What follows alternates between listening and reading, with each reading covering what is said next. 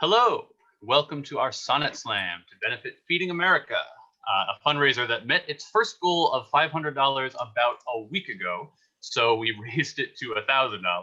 If we do reach that $1,000, please don't let that stop you from donating through the link that is included in the description of this event, and we'll probably post it a bunch of times in the comments too. Every dollar that is donated provides 10 meals to people in need all across the country, which is pretty awesome. All of the actors you'll be hearing tonight are volunteering their time and their talent from the safety of their own homes. Many of them first met each other about 15 minutes ago when they first logged into this Zoom meeting. We want to thank them all for coming out or coming in to join us and helping out this really great cause. For more information about us, check out our website, zenithplayers.com. If you want to read with us in future projects, send us an email at casting@zenithplayers.com. We'll get you on board. We're currently reading a new Shakespeare script every Saturday night. It'll be Merry Wives of Windsor this Saturday, May 2nd. And this past Monday, we began reading The Hound of the Baskervilles, a series that will continue next Monday with chapters 3 and 4. And now we're presenting these sonnets as written. We hope you'll appreciate the beauty of Shakespeare's language, as well as how much language has changed in 400 years. Whether you can donate to the fundraiser, share the link with friends, or are just here to hear some classic sonnets, we want to thank you for being here. Now, please enjoy our Sonnet Slam featuring Claire Bohannick, Sean Buckley, David Chalanandana, Estelle Clark, Megan Coates, Juliana Frasca, Jessica Galen, Andrew Gellos, Robin Heisel, Garrett Hicks, Emily Hood, Caitlin Jurowitz, Dan Kostelik, also known as your friendly neighborhood Shakespeare, to whom we thank for hosting us and allowing us to broadcast on his page. Check his page out. It's Shakespeare Approves, Your Friendly Neighborhood Shakespeare on Facebook. Also featuring George Levine, Debbie Lockwood, Rebecca Martin, Lane McCabe, Zandali Montero, Bill Nutt, Christian Recca, myself, TJ Reisner, Lorraine Ruth Rosenberg, Shakira Searle, Marissa Schlichtman, Noah Stanzione, Suze Stone, Joseph Sullivan, Shannon Twitty, Erica Vieira, Gwen Work, and Andrew Weinstein. Please enjoy.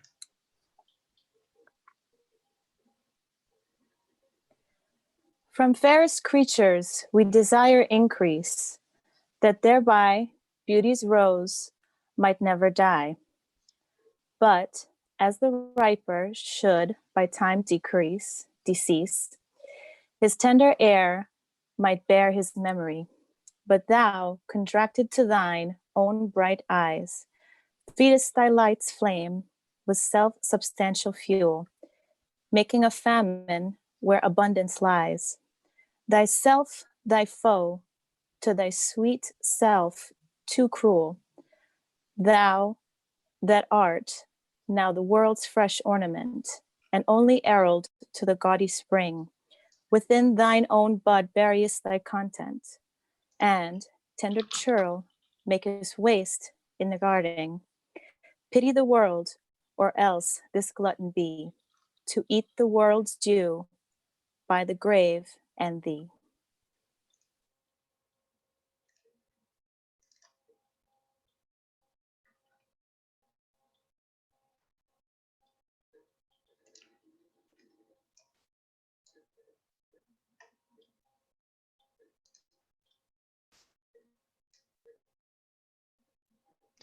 When 40 winters shall besiege thy brow, and dig deep trenches in thy beauty's field, thy youth's proud livery, so gaze it on now, will be a tattered weed of small worth held. Then being asked where all thy beauty lies, where all the treasure of thy lusty days, to say within thine own deep sunken eyes, were an all-eating shame and thriftless praise. How much more praise deserved thy beauty's use, if thou couldst answer, this fair child of mine shall sum my count and make my old excuse, proving his beauty by succession thine. This were to be new made when thou art old, and see thy blood warm when thou feelst it cold.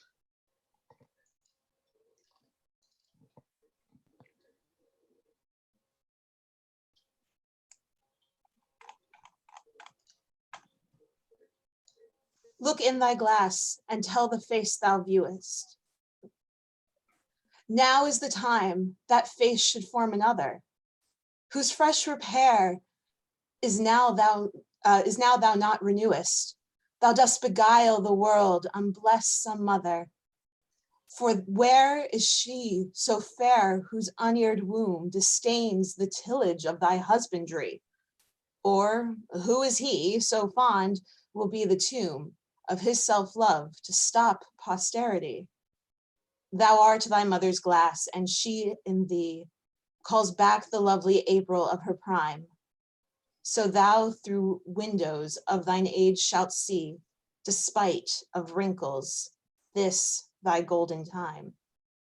But if thou live remembered not to be, die single, and thine image dies with thee.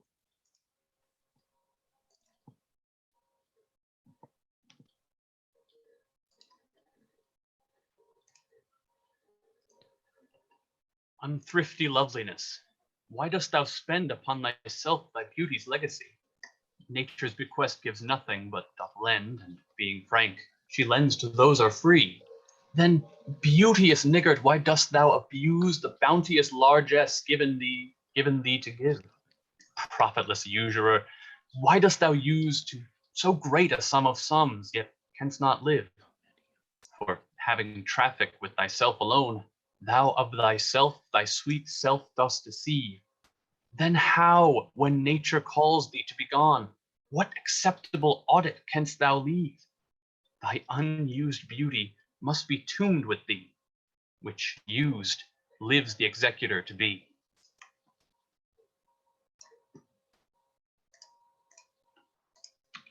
Those hours that with gentle work did frame the lovely gaze where every eye doth dwell, will play the tyrants to the very same, and that unfair which fairly doth excel. For never resting time leads summer on to hideous winter and confounds him there. Sap checked with frost and lusty leaves quite gone, beauty o'ersnowed and bareness everywhere. Then were not summer's distillation left, a liquid prisoner pent in walls of glass. Beauty's effect with beauty were bereft, nor it, nor no remembrance what it was. But flowers distilled though they were winter meat, least but their show, their substance still lives sweet.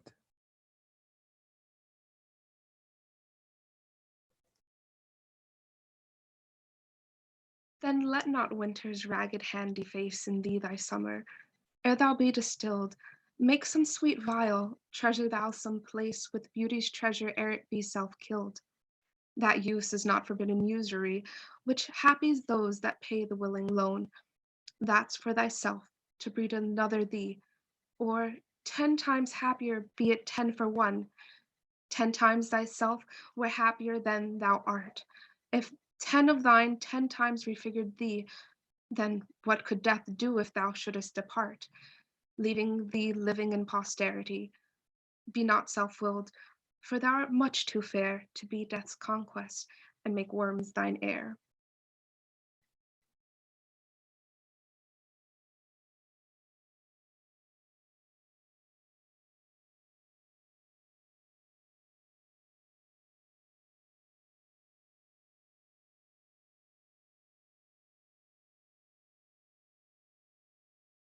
Lo, in the Orient, when the gracious light lifts up his burning head, under each eye doth homage to his new appearing sight, serving with looks his sacred majesty, and having climbed the steep up heavenly hill, resembling strong youth in his middle age, yet mortal looks still adore his beauty still, attending on his golden pilgrimage, when from this high most pitch, with weary car, like feeble age, he raileth from the day, the eyes, for duty now converted, are from his low tract, and look another way. So thou thyself outgoing in thy noon, unlooked on digest, unless thou get a son.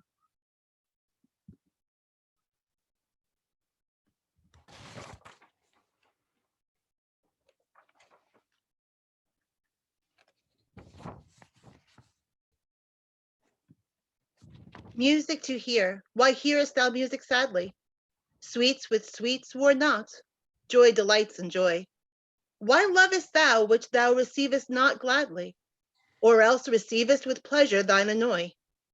If the true concord of well-tuned sounds by unions married do offend thine ear, thy do but sweetly chide thee who confounds in singleness the parts that thou shouldst spare.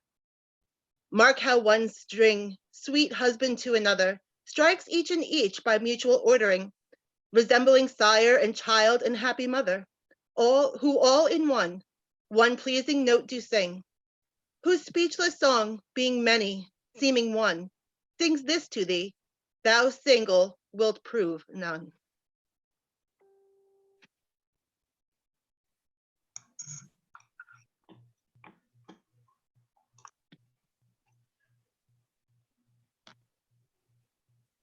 Is it for fear to wet a widow's eye that thou consumest thyself in single life? Oh, if thou issueless shall hap to die, the world will wail thee like a makeless wife. The world will be thy widow and still weep that thou no form of thee hast left behind, when every private widow well may keep by children's eyes her husband's shape in mind. Look what an unthrift in the world doth spend shifts but his place, for the world still enjoys it. But beauty's waste hath in the world an end, and kept unused the user so destroys it. No love toward others in that bosom sits, that on himself such murderous shame commits.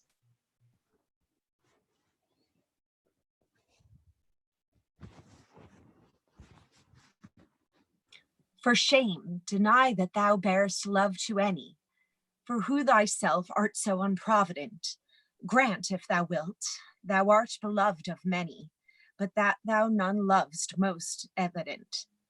For thou art so possessed with murderous hate that 'gainst thyself thou stickst not to conspire, seeking that beauteous roof to ruinate, which to repair should be thy chief desire. Oh, change thy thought that I may change my mind. Shall hate be fairer lodged than gentle love? Be, as thy presence is, gracious and kind, or to thyself at least kind-hearted prove. Make thee another self for love of me, that beauty still may live in thine or thee.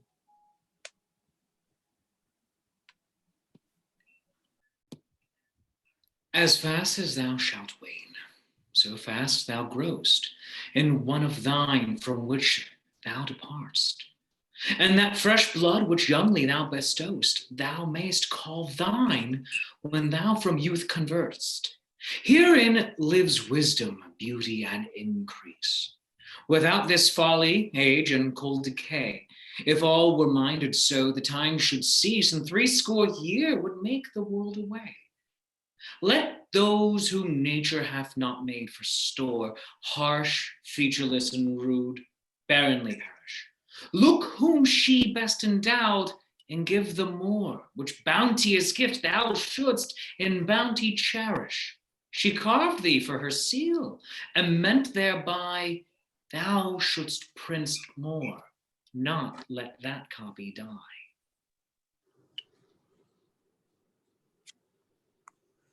When I do count the clock that tells the time, and see the brave day sunk in hideous night, when I behold the violent past prime, and sable curls, all silvered or with white, when lofty trees I see barren of leaves, which erst from heat did canopy the herd, and summer's green all girded up in sheaves, borne on the bier with white and bristly beard, then of thy beauty do I question make, that thou among the wastes of time must go, since sweetened beauties do themselves forsake and die as fast as they see others grow, and nothing's 'gainst time's scythe can make difference, save breed to brave him when he takes thee hence.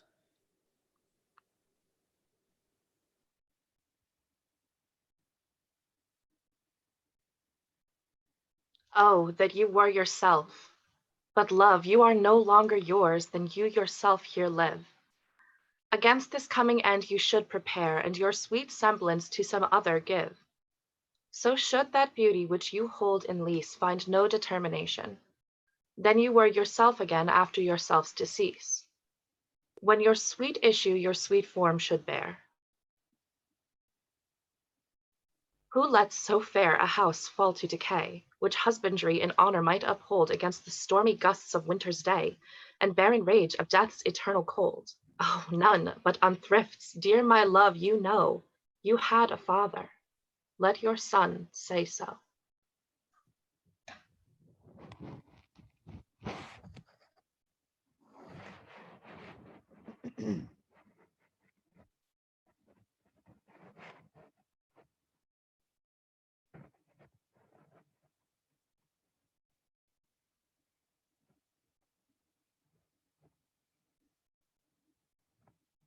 Not from the stars do I my judgment pluck, and yet methinks I have astronomy. But not to tell of good or evil luck, of plagues, of deaths, or seasons' quality. Nor can I fortune to brief minutes tell, pointing to each his thunder, rain, and wind, or say with princes, if it shall go well. But oft predict that I am in heaven find. But from thine eyes my knowledge I derive, and constant stars, in them I read such art as truth and beauty shall together thrive. If from thyself to store thou wouldest convert, or else of thee this I prognosticate, thy end is truth's and beauty's doom and fate.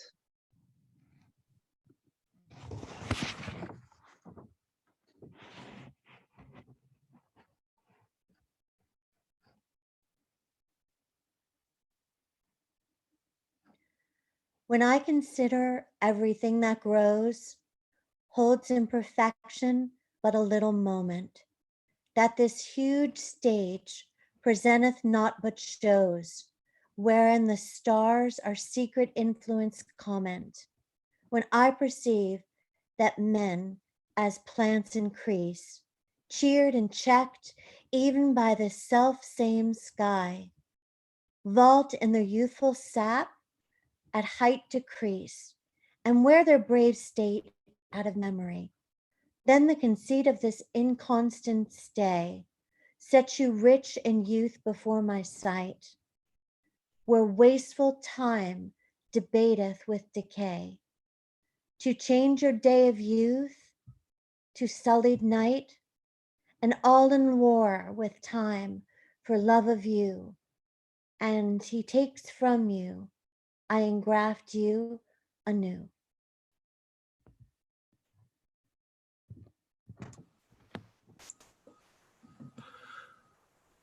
But wherefore do you not a mightier way make war upon this bloody tyrant time, and fortify yourself in your decay with means more blessed than my barren rhyme? Now stand you on the top of happy hours, and many maiden gardens yet unset, with virtuous wish would bear you living flowers, much liker than your painted counterfeit. So should the lines of life that life repair, which this time's pencil or my pupil pen, neither inward worth nor outward fair, can make you live yourself in eyes of men. To give away yourself keeps yourself still, and you must live drawn by your own sweet skill.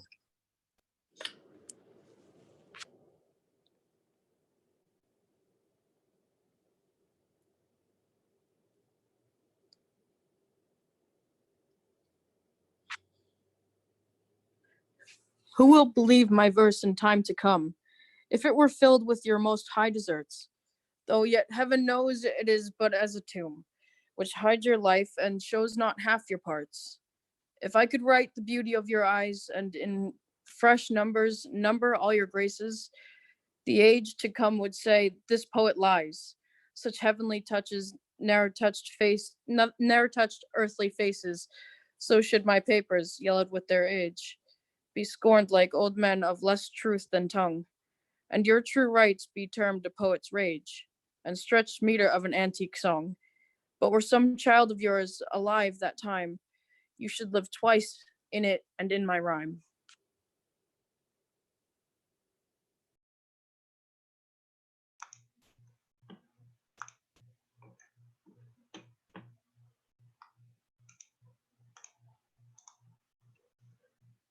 Shall I compare thee to a summer's day? Thou art more lovely and more temperate.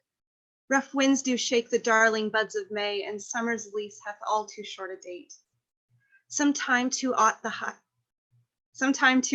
eye of heaven shines, and often is his gold complexion dimmed, and every fair from fair sometime declines, by chance or nature's changing course untrimmed. But thy eternal summer shall not fade, nor lose possession of that fair thou owest, nor shall death brag thou wanderest in his shade, when in eternal lines to time thou growest. So long as men can breathe or eyes can see, so long lives this, and this gives life to thee.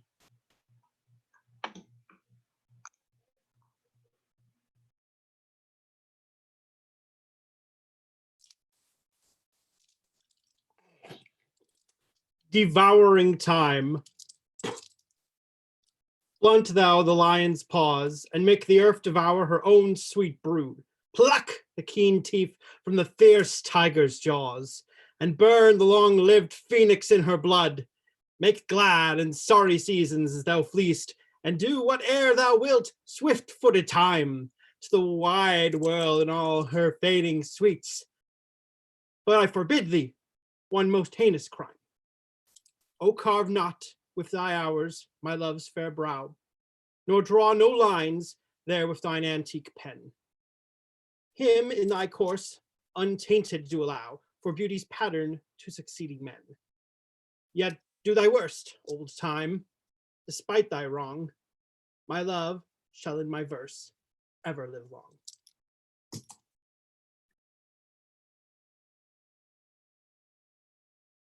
A woman's face with nature's own hand painted. Hast thou the master mistress of my passion? A woman's gentle heart, but not acquainted with shifting change as is false women's fashion. An eye more bright than theirs, less false in rolling, gilding the object whereupon it gazeth, a man in hue, all hues in his controlling, which steals men's eyes and women's souls amazeth.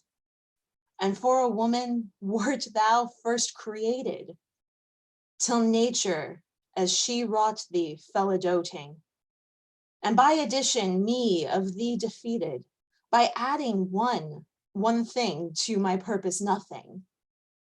But since she pricked thee out of woman's pleasure, mine be thy love, and thy love's use their treasure.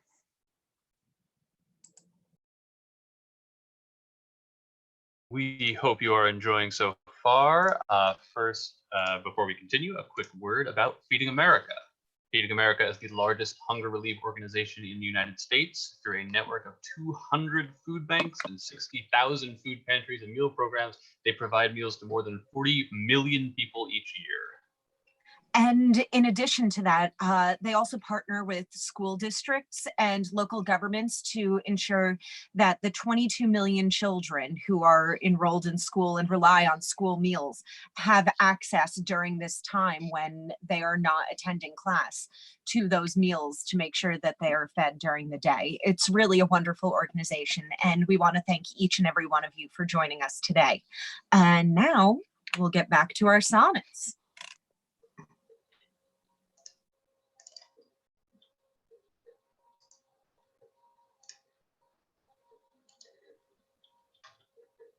So is it not with me as with that muse, stirred by a painted beauty to his verse?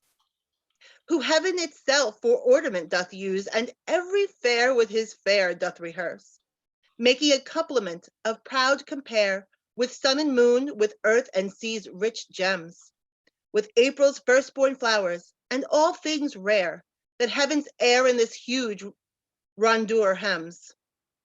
That heaven's air in his rondure hems. Oh, let me, true in love, but truly right, and then believe me, my love is as fair, but as any mother's child, though not so bright, as those gold candles fixed in heaven's air. Let them say more that like of hearsay will. I will not praise that purpose not to sell.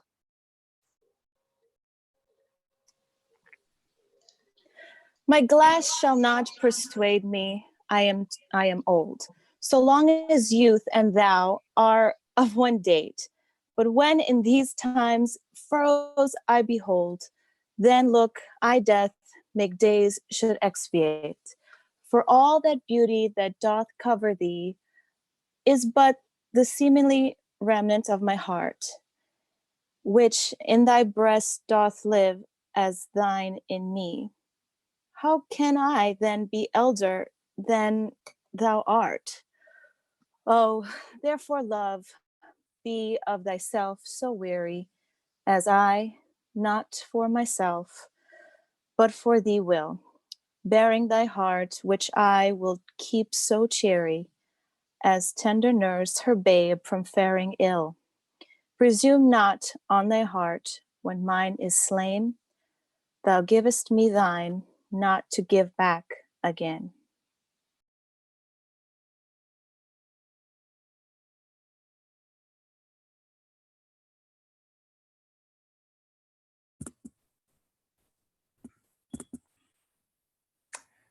As an unperfect actor on the stage, who with his fear is put beside his part, or some fierce thing replete with too much rage, whose strength's abundance weakens his own heart.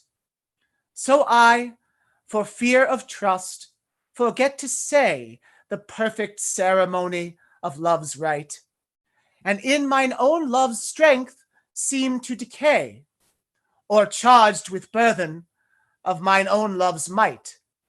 Oh, let my looks then be the eloquence and dumb presagers of my speaking breast, who plead for love and look for recompense, more than that tongue that more hath more expressed. Oh, learn to love, learn to read what silent love hath writ. To hear with eyes belongs to love's fine wit.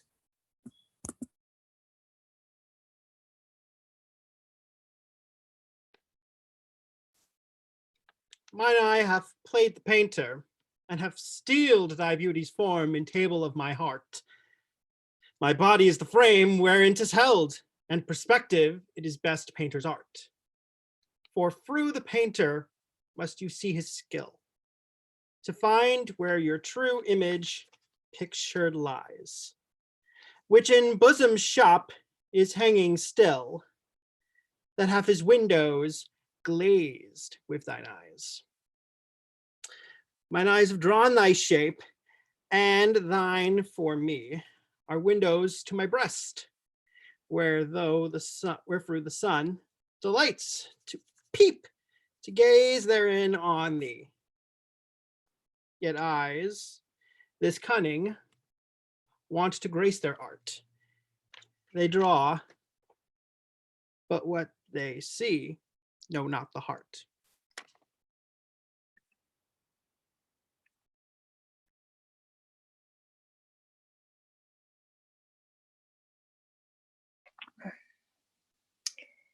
Let those who are in favor with their stars, the public honor and proud titles boast. Whilst I, whom fortune of such triumph bars, unlooked for joy in that I honor most. Great princes' favorites their fair leaves spread, but as the marigold at the sun's eye, and in themselves their pride lies buried. For at a frown they in their glory die. The painful warrior famous for fight, after 1,000 victories once foiled, is from the book of honor raised quite, and all the rest forgot for which he toiled. Then happy I, that love and am beloved, where I may not remove nor be removed.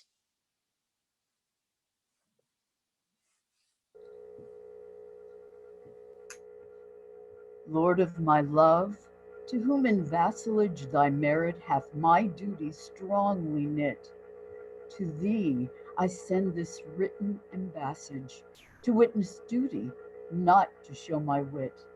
Duty so great, which wit so poor as mine may make seem bare in wanting words to show it. But that I hope some good conceit of thine in thy soul's thought, all naked, will bestow it, till whatsoever star that guides my moving points on me graciously with fair aspect, and puts apparel on my tottered loving to show me worthy of thy sweet respect. Then may I dare to boast how I do love thee.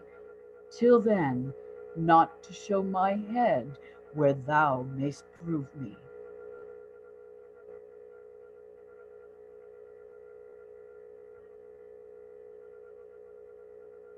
Weary with toil, I haste me to my bed, a dear repose for limbs that travel tired.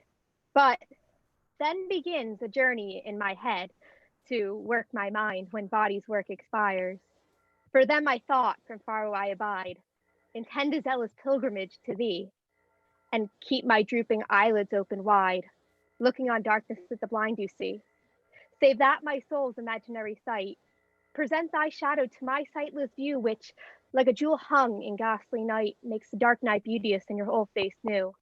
Though thus by day by limb, by night by mind, to thee and to myself no quiet find.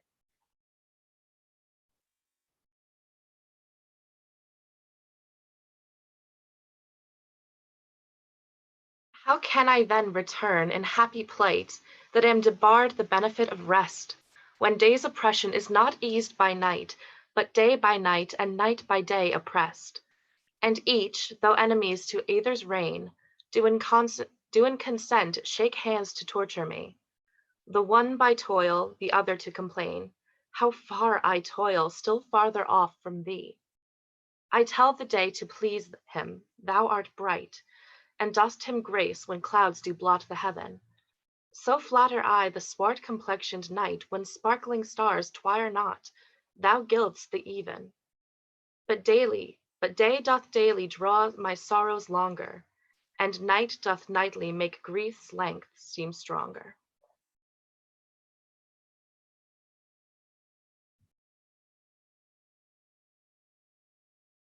When in disgrace with fortune in men's eyes, I alone beweep my outcast state, and trouble death bootless cries, and look upon myself and curse my fate, wishing me like to one more rich in hope, featured like him with friends possessed, desiring this man's art and that man's scope, with what I most enjoy contented least. Yet in these thoughts, myself almost despising, haply I think on thee, and then my state, like to the lark at break day arising from some earth, sings hymns at heaven's gate. For thy sweet love remembered such wealth brings, and then I score to change my state with kings.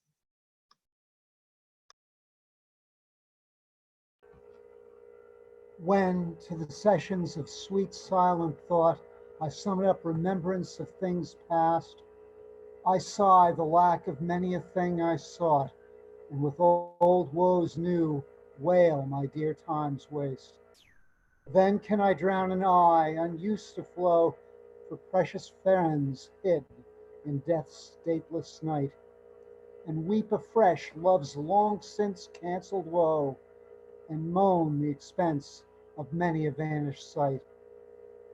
Then can I grieve at grievances forgone, and heavily from woe to woe tell o'er the sad account of forebemoaned moan, which I knew pay as if not paid before. But if the while I think on thee, dear friend, all losses are restored and sorrows end.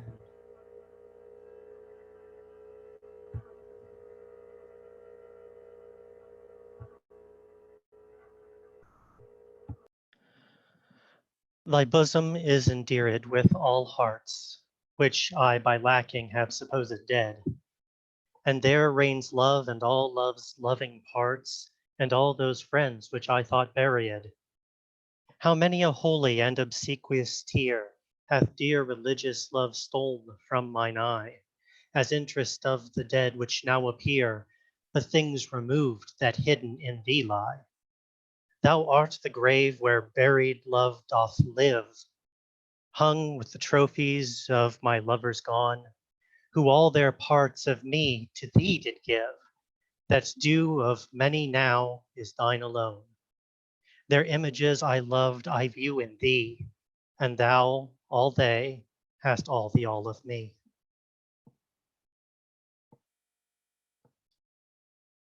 If thou survive my well-contented day, when that churl death my bones with dust shall cover, and shalt by fortune once more resurvey these poor rude lines of thy deceased lover, compare them with the bettering of the time, and though they be outstripped by every pen, reserve them for my love, not for their rhyme, exceeded by the height of happier men.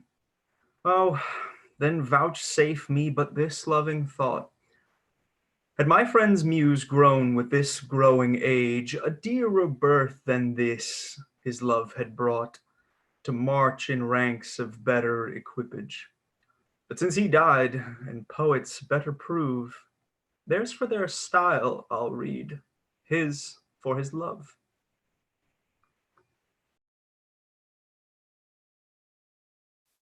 Full many a glorious morning have I seen flatter the mountain tops with sovereign eye, kissing with golden face the meadows green, gilding pale streams with heavenly alchemy.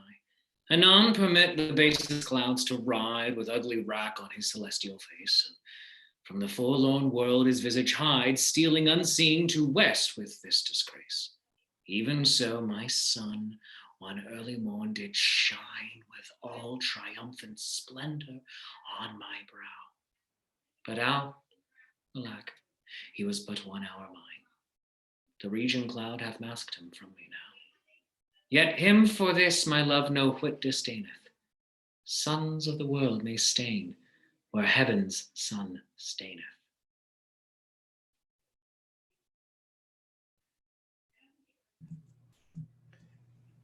Why didst thou promise such a beauteous day, and make me travel forth without my cloak, to let base clouds o'ertake me in my way, hiding thy bravery in the rotten smoke? 'Tis not enough that through the cloud thou break, to dry the rain on my storm-beaten face, for no man well of such a salve can speak that heals the wound, and cures not the disgrace. Nor can thy shame give physic to my grief, though thou repent, yet I still have the loss. The offender's sorrow lends but weak relief to him that bears the strong offense's cross. But those tears are pearl which thy love sheds. They are rich and ransom all ill deeds.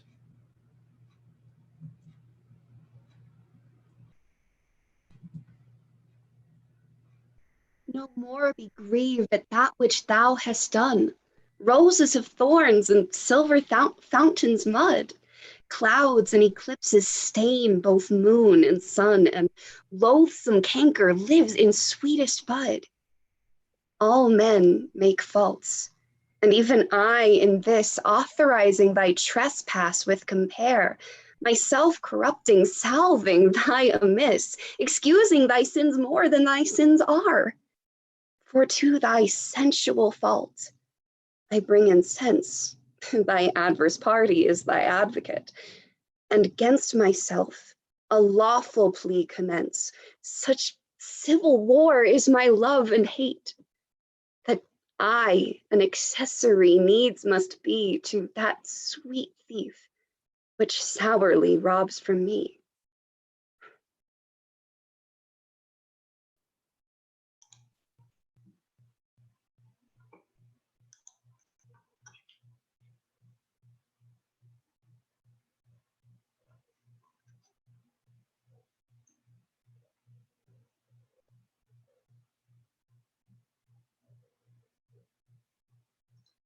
Let me confess that we two must be twain, although our undivided loves are one. So shall those blots that do with me remain, without thy help, by me be borne alone. In our two loves there is but one respect, though in our lives a separable spite, which, though it alter not love's sole effect, yet doth it steal sweet hours from love's delight. I may not evermore acknowledge thee, lest my bewailed guilt should do thee shame, nor thou with public kindness honor me, unless thou take that honor from thy name. But do not so. I love thee in such sort as, thou being mine, mine is thy good report.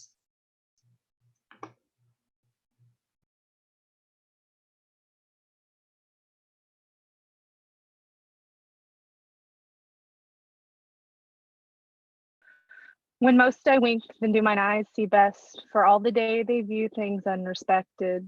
But when I sleep, in dreams they look on thee, and darkly bright are bright and dark directed.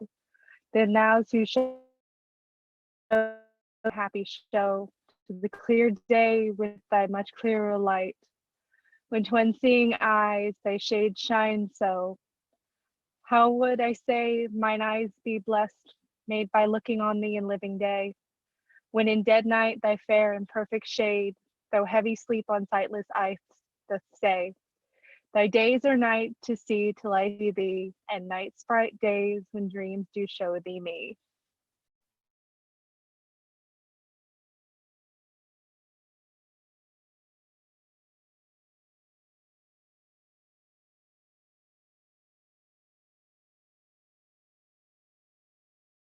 How can my muse want subject to invent, while thou dost breathe, that pour'st into my verse thine own sweet argument, too excellent for every vulgar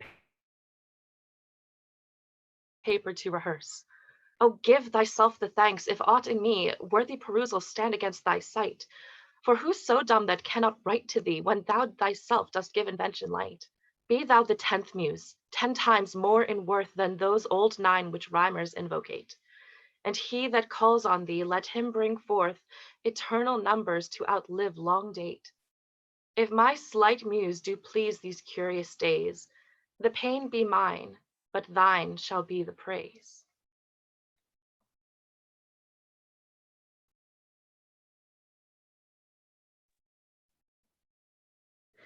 Oh, how thy worth with manners may I sing, when thou art all the better part of me. What can mine own praise to mine own self bring? And what is't but mine own when I praise thee? Even for this, let us divided live, and our dear love lose the name of single one, that by this separation I may give that due to thee which thou deservest alone. O absence, what a torment wouldst thou prove, were it not thy sour leisure gave sweet leave to entertain the time with thoughts of love, which time and thoughts so sweetly dost deceive, and that thou teachest how to make one twain, by praising him here who doth hence remain.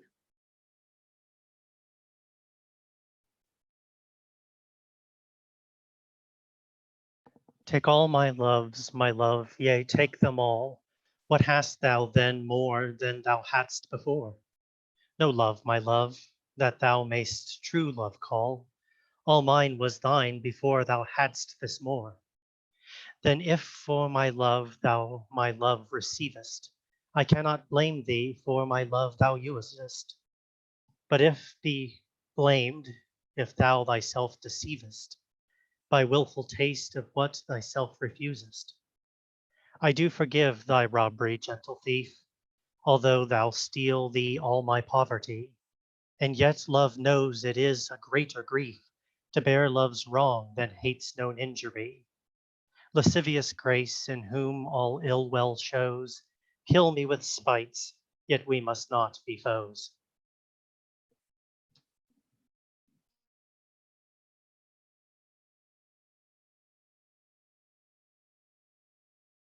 In the face of these current challenges, the Feeding America network of food banks is uniquely positioned to help people who need it most.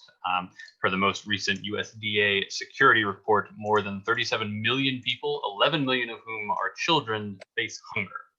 As the largest provider of charitable food assistance in the US, including in disaster and emergency situations, Feeding America provides more than 4.2 billion meals to people facing hunger each year. Right now, Feeding America has launched the COVID-19 Response Fund. And in addition to doing what they typically do with assisting food banks, they've been faced with several challenges, including making sure that there are secure drive-through locations and contactless pickup abilities for people that are both volunteering for the organization and people that are on the receiving end of these necessary food boxes.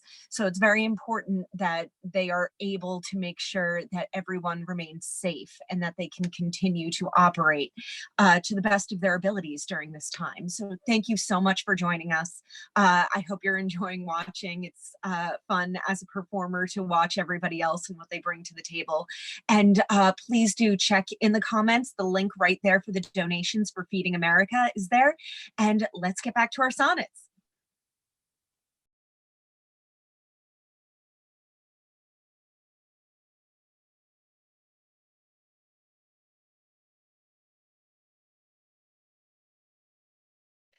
Those pretty wrongs that liberty commits, when I am sometimes absent from my heart.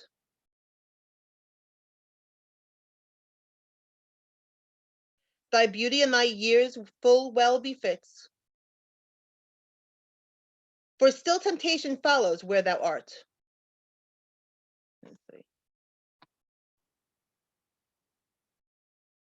Gentle thou art, and therefore to be won.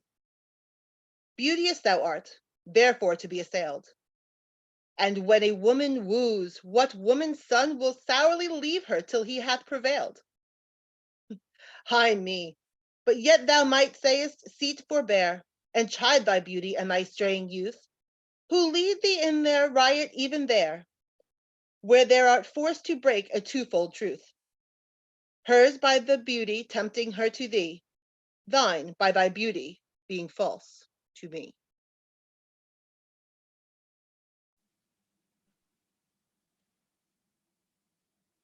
That thou hast her is not all my grief, and yet it may be said I loved her dearly. That she hath thee is of my wailing chief, a loss in love that touches me more nearly. Loving offenders, thus I will excuse ye.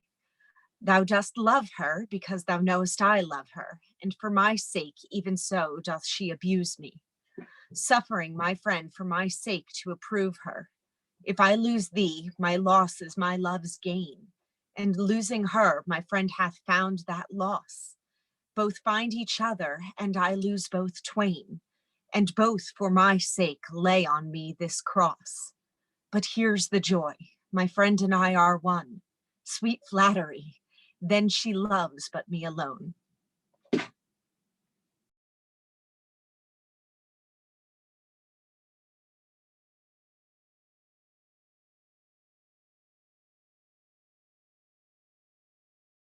On you. But do thy works to steal thy say, for longer than thy love will stay, for it depends upon that love of thine. Then need I not fear the worst of wrongs, when in the least of them my life hath end. I see a better state to me belongs than what which on thy humor doth depend. Thou canst not vex me with inconsistent mind, since that my life on thy revolts doth lie. Oh, what a happy type I do find, happy to happy thy love, happy to die. But what so blessed fair that fears not blot, thou mayst be false, and yet I know it not.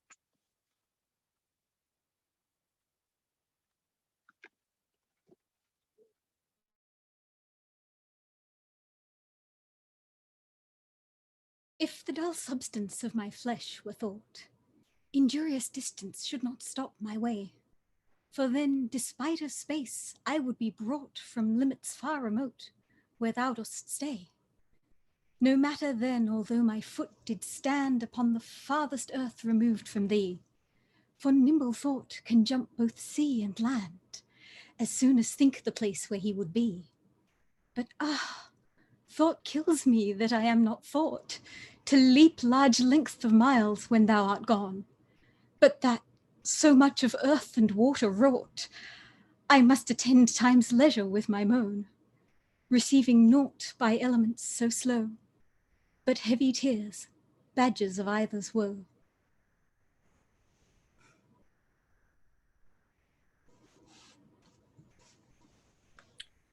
The other two, slight air and purging fire, both with thee wherever I abide. The first thy thought, the other my desire. These present absent with swift motion slide. For when these quicker elements are gone, thy tender embassy of love to thee.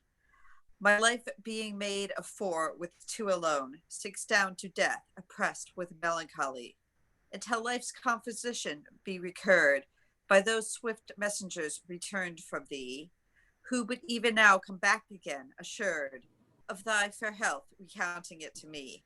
This told I joy, but then no longer glad, for them back again in strait grow sad.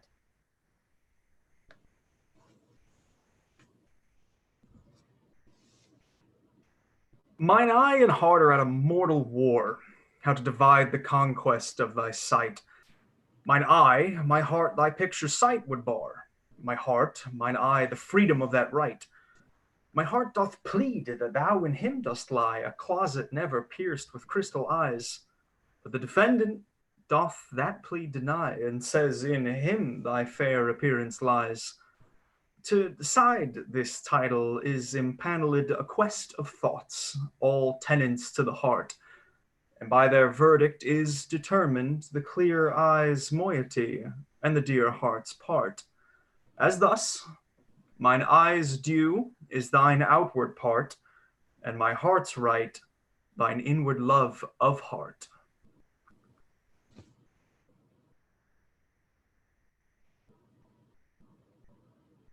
Betwixt mine eye and heart a league is took, and each doth good turns now unto the other. When that mine eye is famished for a look, or heart in love with sighs himself doth smother, with my love's picture, then my eye doth feast, and to the painted banquets bids my heart. Another time mine eye is my heart's guest, and in his thoughts of love doth share a part. So either by thy picture or my love, thyself away art present still with me. For thou not farther than my thoughts canst move, and I am still with them, and they with thee. Or if they sleep, thy picture in my sight awakes my heart to heart's and eyes' delight.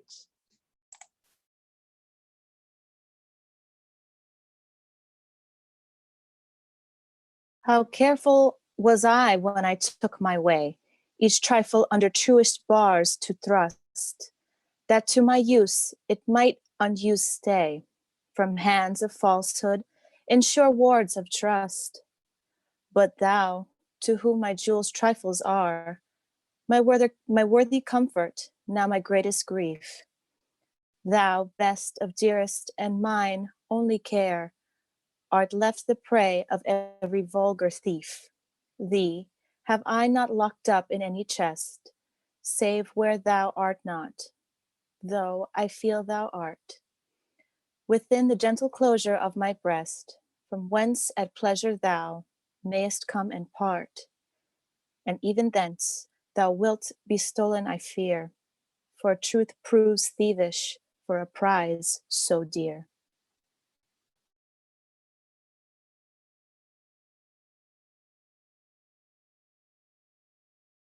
Against that time, if ever that time come, when I shall see thee frown on my defects, when as thy love hath cast his utmost sum, called to that audit by advised respects, against that time when thou shalt strangely pass and scarcely greet me with that sun thine eye, when love converted from the thing it was, shall reasons find of settled gravity. Against that time do I ensconce me here, within the knowledge of mine own desert, and this my hand against myself uprear, to guard the lawful reasons on thy part.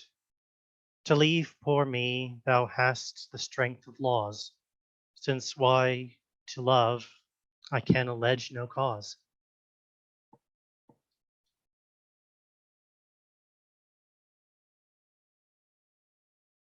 How heavy do I journey on the way, when what I seek my weary travels end doth teach that ease and that repose to say, thus far the miles are measured from thy friend. The beast that bears me, tired with my woe, plods dully on to bear that weight in me.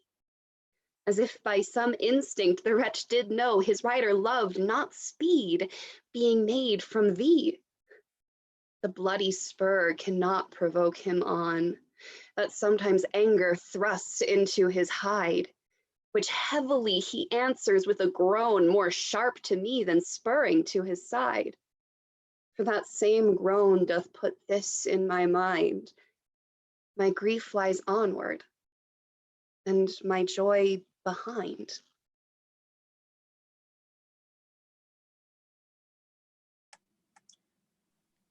Thus can my love excuse the slow offense of my dull bearer when from thee I speed. From where thou art, why should I haste me thence? Till I return, if posting is no need. Oh, what excuse will my poor beast then find, when swift extremity can seem but slow? Then should I spur, though mounted on the wind, in winged speed no motion shall I know. Then can no horse with my desire keep pace. Therefore desire, of perfect love being made, shall neigh no dull flesh in his fiery race. But love, for love, thus shall excuse my jade. Since from thee going, he went wilful slow, towards thee I'll run, and give him leave to go. So am I as the rich, whose blessed key can bring him to his sweet uplocked treasure, the which he will not every hour survey, for blunting the fine point of seldom pleasure. Therefore are feasts so solemn and so rare, since seldom coming in the long year set, like stones of worth they thinly placed are, or captain jewels in the carcanet. So is the time that keeps you as my chest, or as the wardrobe which the robe doth hide, to make some special instant special blessed by new unfolding his imprisoned pride. Blessed are you, whose worthiness gives scope, being had to triumph, being lacked to hope.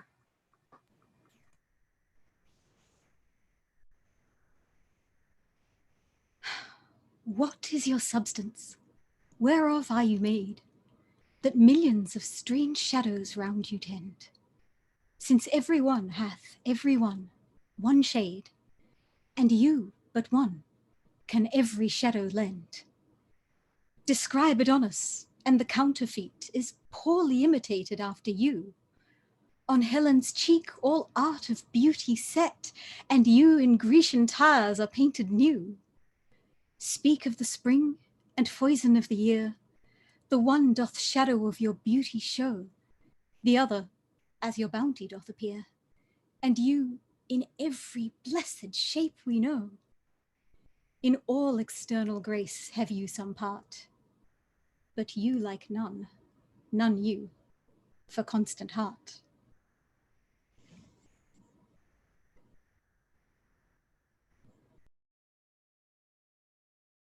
Oh, how much more doth beauty beauteous seem by that sweet ornament which truth doth give. The rose looks fair, but fairer we it deem for that sweet odor which doth in it live. The canker blooms have full as deep a dye as the perfumed tincture of the roses, hang on such thorns and play as wantonly, when summer's breath their masked buds discloses. But for their virtue only is their show, they live unwooed and unrespected fade. Die to themselves, sweet roses do not sow, of their sweet deaths are sweetest odors made. And so of you, beauteous and lovely youth, when that shall fade, by verse distills your truth. Not marble nor the gilded monuments of princes shall outlive this powerful rhyme, but you shall shine more bright in these contents than unswept stone besmeared with sluttish time. When wasteful war shall statues overturn, and broils root out the work of masonry, nor Mars his sword, nor war's quick fire shall burn the living record of your memory. 'Gainst death and all oblivious enmity shall you pace forth. Your praise shall still find room even in the eyes of all posterity that wear this world out to the ending doom. So till the judgment that yourself arise, you live in this and dwell in lovers' eyes.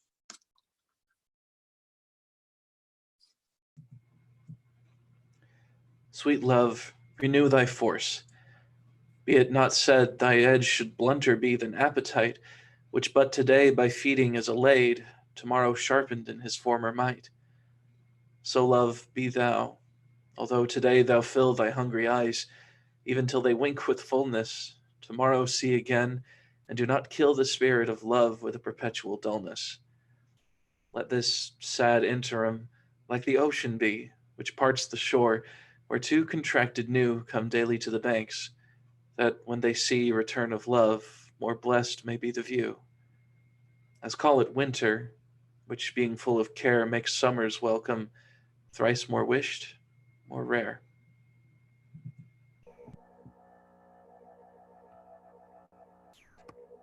Being your slave, what should I do but tend upon the hours and times of your desire?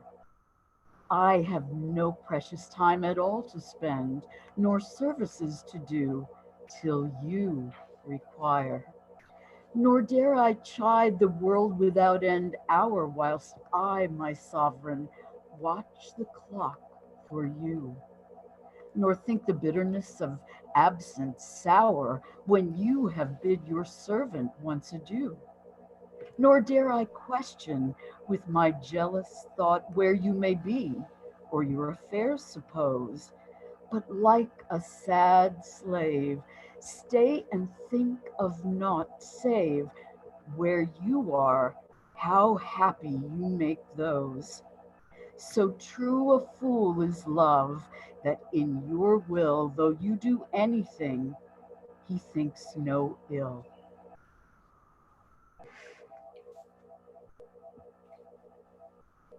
That, God forbid, that made me first your slave. I should in thought control your times of pleasure. Or at your hand the account of hours to crave, being your vassal, bound to stay your leisure. Oh, let me suffer, being at your beck, the imprisoned absence of your liberty, and patience tamed to sufferance, bide each check, without accusing you of injury. Be where you list, your charter is so strong that you yourself may privilege your time to what you will. To you it doth belong, yourself to pardon of self-doing crime. I am to wait, though waiting so be hell, not blame your pleasure, be it ill or well.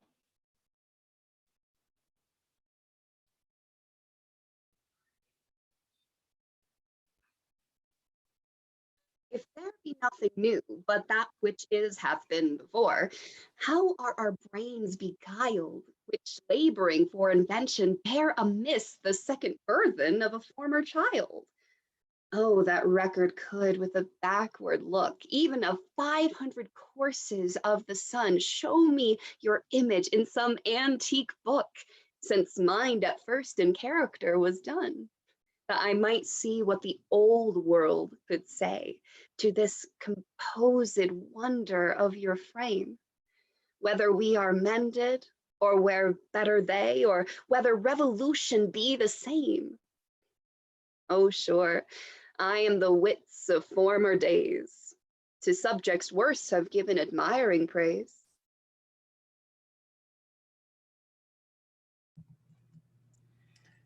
Like as the waves make towards the pebbled shore, so do our minutes hasten to their end, each changing place with that which goes before, in sequent toil all forwards do contend.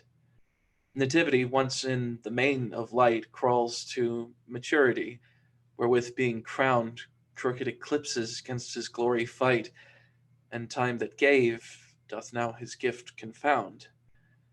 Time doth transfix the flourish set on youth, and delves the parallels in beauty's brow, feeds on the rarities of nature's truth, and nothing stands but for his scythe to mow.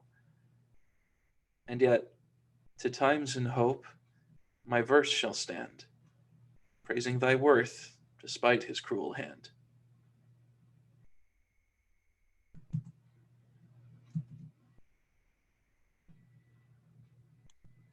Is it thy will thy image should keep open my heavy eyelids to the weary night?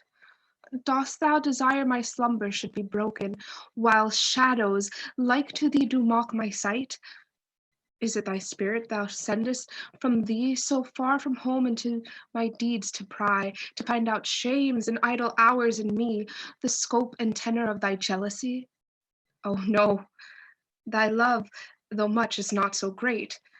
It is my love that keeps mine eyes awake, mine own true love that doth my rest defeat, to play the watchman ever for thy sake. For thee watch I, whilst thou dost wake elsewhere, from me far off, with others all too near.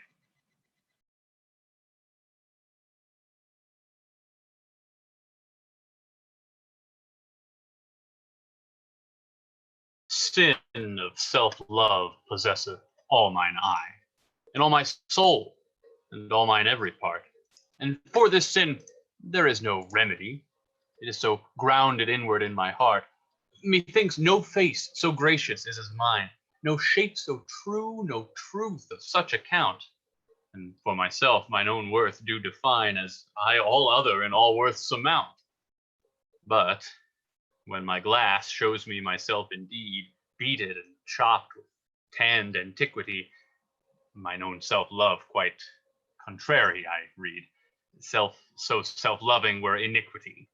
'Tis thee, myself, that for myself I praise, painting my age with beauty of thy days.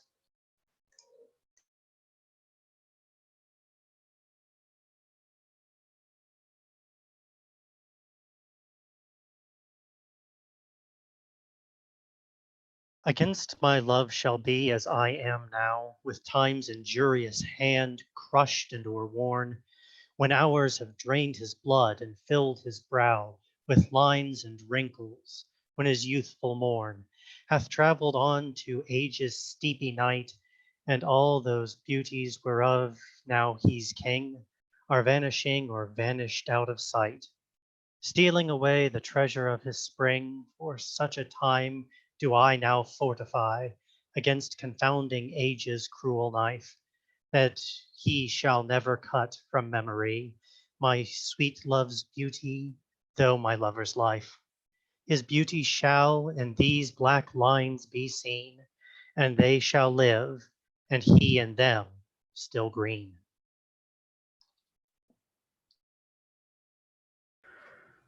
When I have seen by time's fell hand defaced the rich proud cost of outworn buried age, when sometime lofty towers I see down raised, and brass eternal slave to mortal rage, when I have seen the hungry ocean gain advantage on the kingdom of the shore, and the firm soil win of the watery main, increasing store with loss and loss with store, when I have seen such interchange of state, or state itself confounded to decay, Bruin hath taught me thus to ruminate.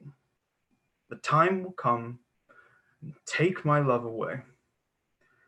This thought is as a death which cannot choose but weep to have that which it fears to lose.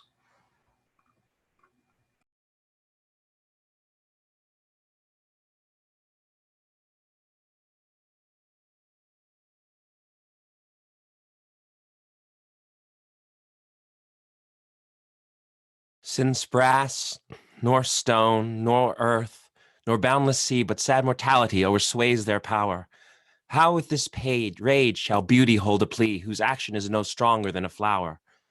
Oh, how shall summer's honey breath hold out against the wrackful siege of battering days, when rocks impregnable are not so stout, nor gates of steel so strong, but time decays. Oh, fearful meditation, where alack, shall time's best jewel from time's chest lie hid? Or what strong hand can hold his swift foot back? Or who his spoil or beauty can forbid? Oh, none, unless this miracle have might, that in black ink my love might still shine bright.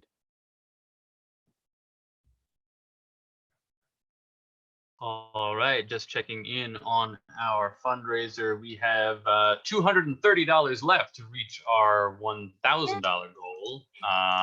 We want to give a shout out. I was told that our very own Sue Stone just donated, and James Udasco, so thank you so much for contributing.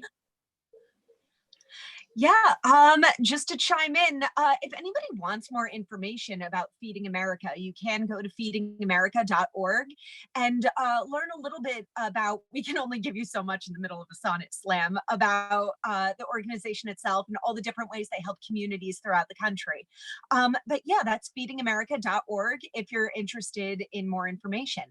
In the meantime, I will throw you back to these fantastic actors. I love them all so much, and they're bringing so much to the table. It's so neat to watch. So yeah, back to the sonnets.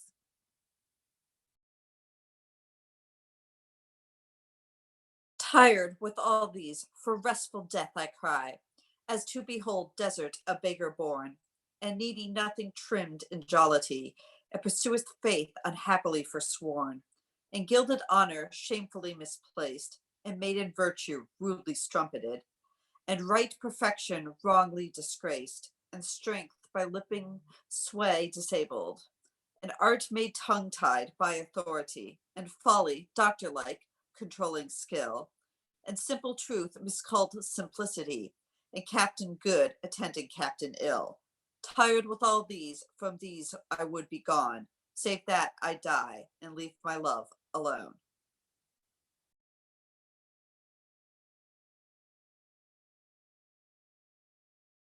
Ah, wherefore with infection should he live, and with his presence grace and piety? That sin by him advantage should achieve, and lace itself with his society. Why should false painting imitate his cheek, and steal dead seeing of his living hue? Why should poor beauty indirectly seek roses of shadow, since his rose is true? Why should he live, now nature bankrupt is, beggared of blood to blush through lively veins? For she hath no exchequer now but his, and, proud of many, lives upon his gains. O him she stores to show what wealth she had in days long since, before these last so bad. Thus is his cheek the map of days outworn, when beauty lived and died as flowers do now.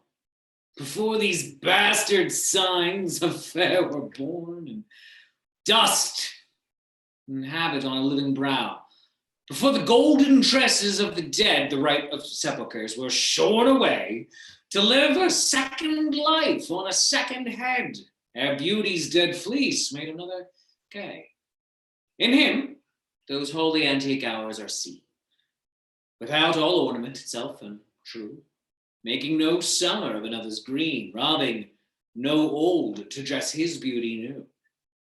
And him, as for a map, doth nature store, to show false art what beauty was of yore.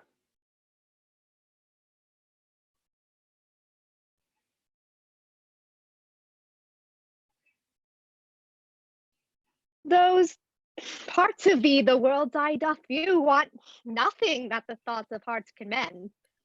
All tongues, the voice of soul that give thee that's due, uttering fair truth, even so as those command. Thy outward thus with outward praise is crowned. But those same tongues that give thee so thy own, in other accents to their praise confound by seeing further than the eyes have shown. They look into the beauty of thy mind, and that and guess they measure by thy deed, and trill their thoughts, although their eyes were kind. To thy fair flower add the rank smell of weed, and though thy odor matches not thy show, the soil is this, thou dost common grow.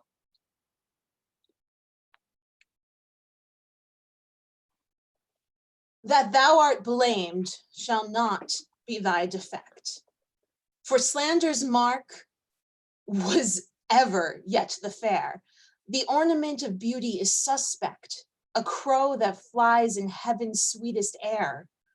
So thou be good, slander doth but approve. Thy worth the greater being wooed of time, for canker, vice, the sweetest buds doth love. And thou presentest a pure, unstained prime. Thou hast passed by the ambush of young days, either not assailed or victor being charged. Yet this thy praise cannot be so thy praise, to tie up envy evermore enlarged. If some suspect of ill masked not thy show, then thou alone kingdoms of hearts shouldst owe.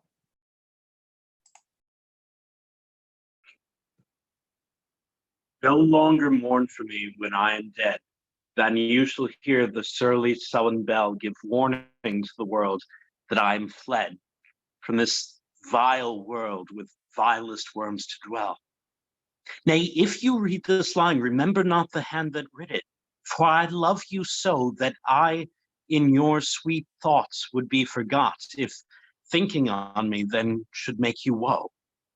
Oh, if I say you look upon this verse, when I perhaps compounded him with clay, do not so much as my poor name rehearse, but let your love even with my life decay, lest the wise world should look into your moan and mock you with me after I am gone.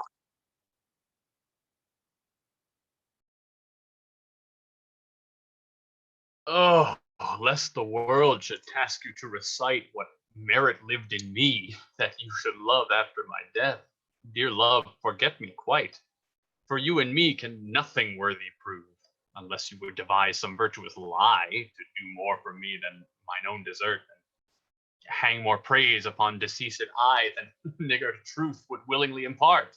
Oh, lest your love may seem false in this, that you for love speak well of me untrue, my name be buried where my body is, and live no more to shame nor me nor you. For I am shamed by that which I bring forth, and so should you, to love things nothing worth.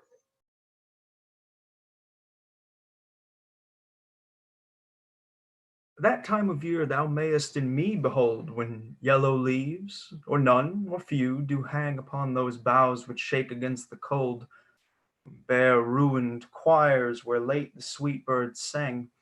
In me thou seest the twilight of such day, as after sunset fadeth in the west, which by and by black night doth take away, death's second self that seals up all in rest. In me thou seest the glowing of such fire, that on the ashes of his youth doth lie, as the deathbed whereon it must expire, consumed with that which it was nourished by. This thou perceivest, which makes thy love more strong, to love that well which thou must leave ere long.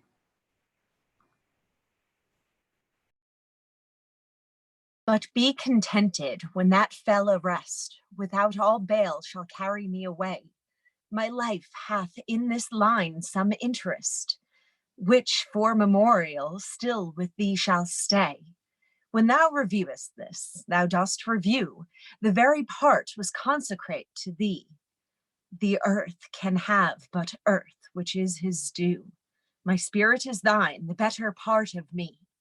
So then thou hast but lost the dregs of life, the prey of worms, my body being dead. The coward conquest of a wretched's knife, too base of thee to be remembered. The worth of that is that which it contains, and that is this, and this with thee remains.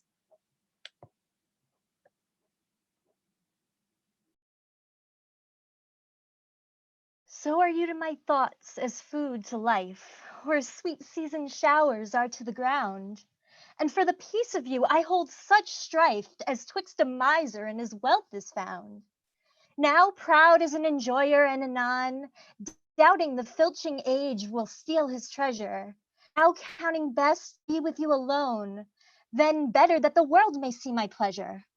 Sometime at full with feasting on your sight, and by clean starve for a look. Possessing or pursuing no delight, save what is had or must from you be took.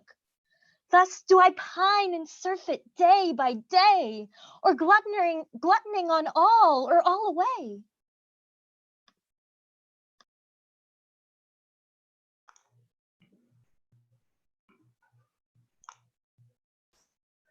Why is my verse so barren of new pride, so far from variation or quick change? Why with the time do I not glance aside to newfound methods and a compound strange?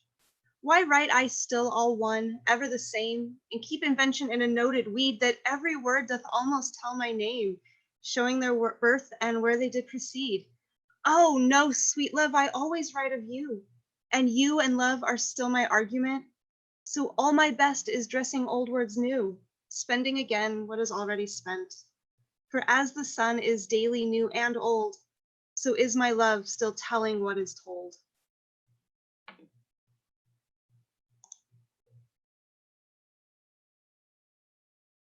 Thy glass will show thee how thy beauties wear. Thy dial, how thy precious minutes waste. The vacant leaves thy mind's imprint will bear, and of this book, this learning mayst thou taste. The wrinkles which thy glass will truly show, of mouthed graves will give thee memory. Thou by the dial's shady stealth mayst know time's thievish progress to eternity. Look, what thou memory cannot contain, commit to these waste blanks, and thou shalt find those children nursed, delivered from thy brain to take a new acquaintance of thy mind. These offices, so oft as thou wilt look, shall profit thee and much enrich thy book. So oft have I invoked thee for my muse, and found such fair assistance in my verse, as every alien pen hath got my use, and under thee their poesy disperse. Thine eyes, that taught the dumb on high to sing, and heavy ignorance aloft to fly, have added feathers to the learned winged, and given grace a double majesty.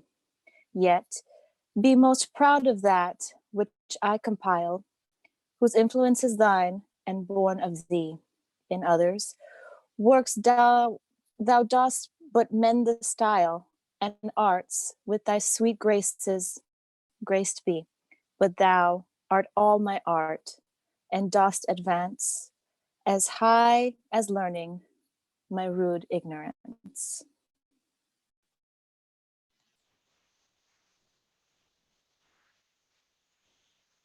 Whilst I alone did call upon thy aid, my verse alone had all thy gentle grace.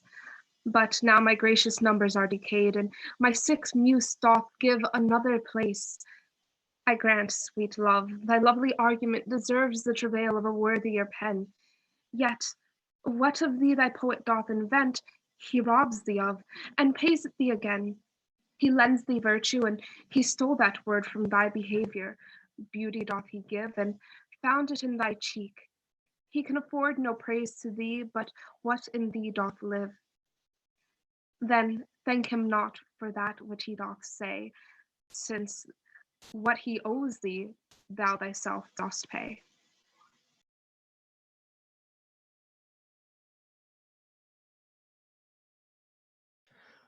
Oh, how I faint when I of you do write, knowing a better spirit doth use your name, and in praise thereof spends all his might to make me tongue-tied speaking of your fame.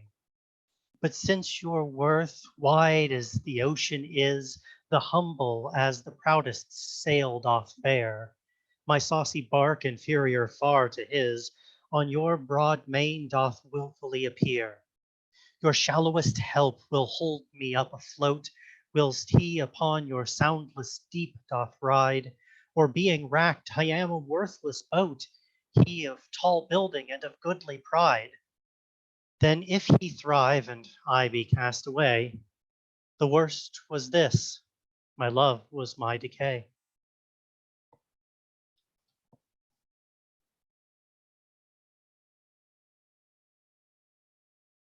Or I shall live your epitaph to make, or you survive when I in earth am rotten. From hence your memory death cannot take, although in me each part will be forgotten. Your name from hence immortal life shall have, though I, once gone to all the worlds, must die. The earth can yield me but a common grave, when you entombed in men's eyes shall lie.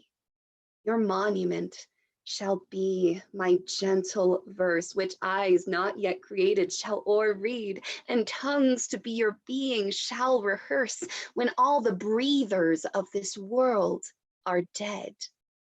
You still shall live. Such virtue hath my pen, where breath most breathes, even in the mouths of men.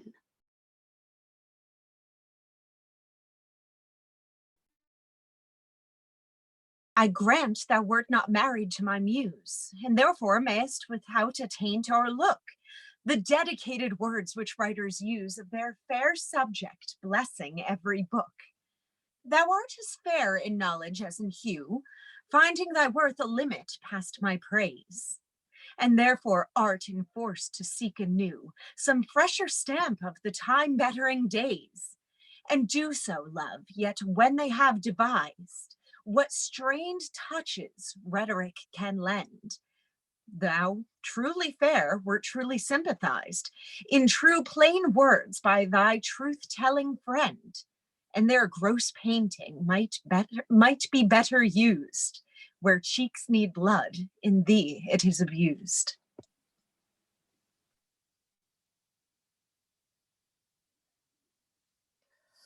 I never saw that you did painting need, and therefore to your fair no painting set.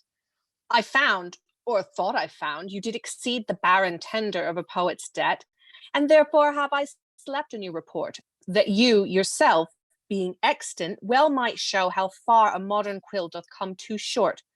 Speaking of worth, what worth in you doth grow? This silence from my sin you did impute, which shall be most my glory, being dumb. For I impair not beauty, being mute, where others would give life and bring a tomb. There lives more life in one of your fair eyes than both your poets can in praise devise.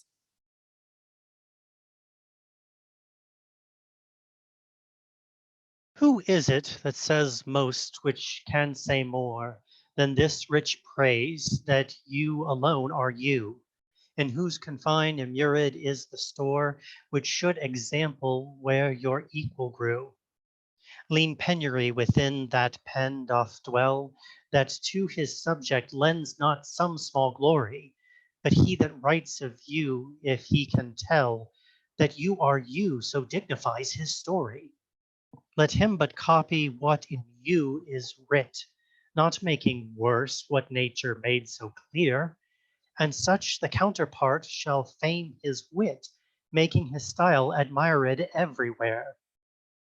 You to your beauteous blessing add a curse, being fond on praise, which makes your praises worse.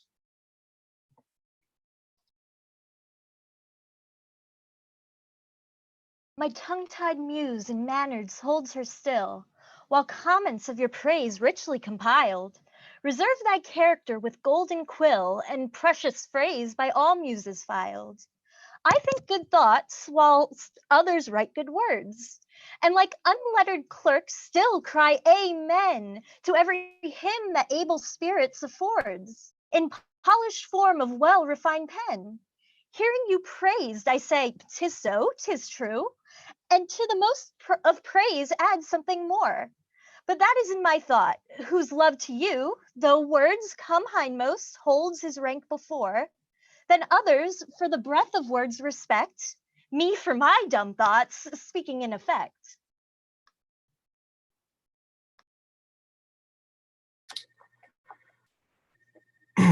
Was it the proud full sail of his great verse, bound for the prize of all too precious hue, that did ripe that did ripe thoughts in my brain and hearse, making their tomb the womb wherein they grew? Was it his spirit, thy spirits, taught to write, above a mortal pitch that struck me dead? No, neither he nor his compeers by night, giving him aid, my verse astonished. He nor that affable familiar ghost, which nightly gulls him with intelligence, as victors of my silence cannot boast. I was not sick of any fear from thence, but when your countenance filled up his line, then lacked I matter, that enfeebled mind. Farewell, thou art too dear for my possessing, and like enough thou know'st thy estimate. The charter of thy worth gives thee releasing, my bonds in thee are all determined. For how do I hold thee but by thy granting, and for that riches, where is my deserving? The cause of this fair gift in me is wanting, and so my patent back again is swerving. Thyself thou gavest, thy own worth then not knowing, or me to whom thou gavest it else mistaking. So thy great gift upon this prison growing comes home again, on better judgment making. Thus have I had thee, as a dream doth flatter, in sleep a king, but waking no such matter.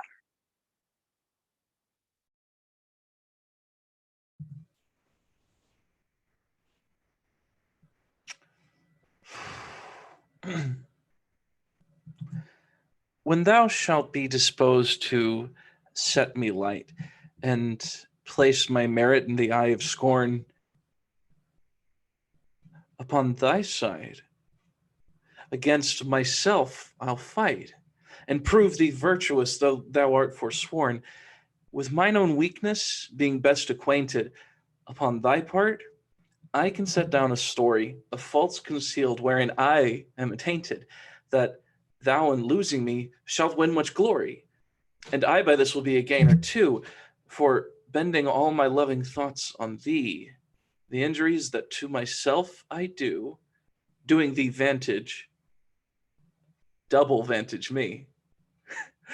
Such is my love, to thee I so belong, that for thy right myself will bear all wrong.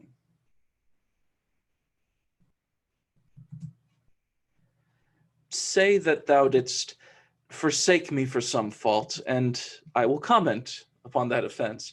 Speak of my lameness, and I straight will halt against thy reasons, making no defense. Thou canst not, love, disgrace me half so ill to set a form upon desired change as I'll myself disgrace.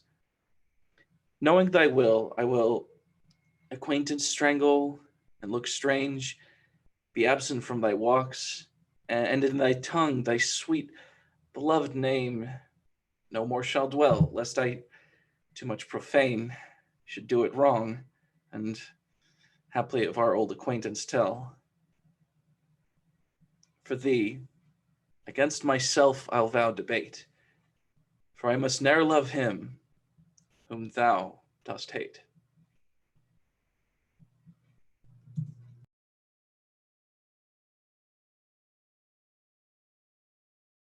Then hate me when thou wilt, if ever now. Now, while the world is bent my deeds to cross, join with the spite of fortune, make me bow, and do not drop in for an after loss. Do not, when my heart hath scaped this sorrow, come in the rearward of a conquered woe. Give not a windy night, a rainy morrow, to linger out a purposed overthrow. If thou wilt leave me, do not leave me last, when other petty griefs have done their spite. But in the onset come, so shall I taste at first the very worst of fortune's might, and other strains of woe, which now seem woe, compared with loss of thee, will not seem so.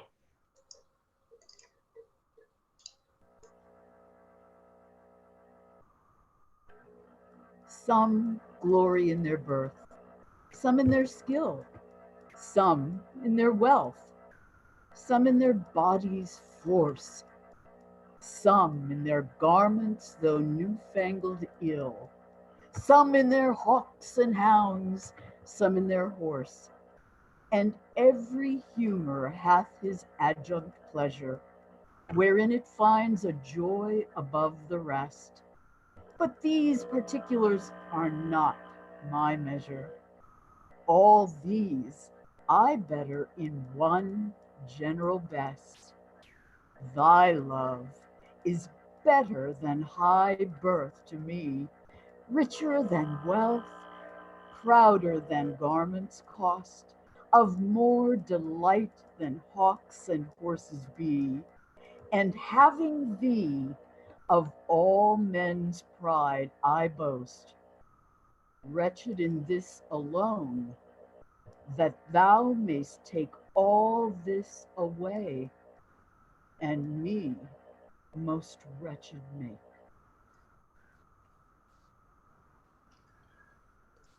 All right, let me check on our fundraiser. We have $170 left to reach our $1,000 goal. Big shout out to Erica Vieira, who has donated just now. Thank you very much. We're rolling along.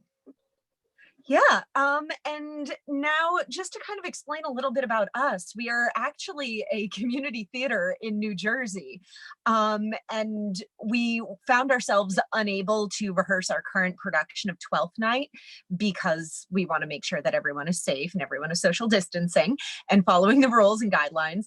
So we decided to take things online rather than kind of close down. So we've been doing weekly Shakespeare readings just to kind of keep the arts alive and just really get to experience poetry and things that make us remember why this planet is just a home to us and why we feel good as a community and when we associate with each other. And even if we're just communicating on a Zoom call, it still makes us feel like we're working together as a team. So that's who we are. And then we've actually kind of established a bit of an online reading community with international members and people reading in from all the way in Australia and Europe. And it's really just kind of been a very heartwarming experience for all of us. So we want to do something to give back to the community, and especially the community that needs it the most right now. So we really have been trying to express our gratitude and our thanks for first responders and people with essential positions who have been going out of their way to try and make sure that we're all safe right now. But we also want to remember the people who need the most help. And that's why we chose Feeding America. So yeah, take a look in the comment box. I know that Feeding America and our fundraiser is pinned right there. And I will now turn you back over to the actors and the sonnets. Thank you so much for joining us.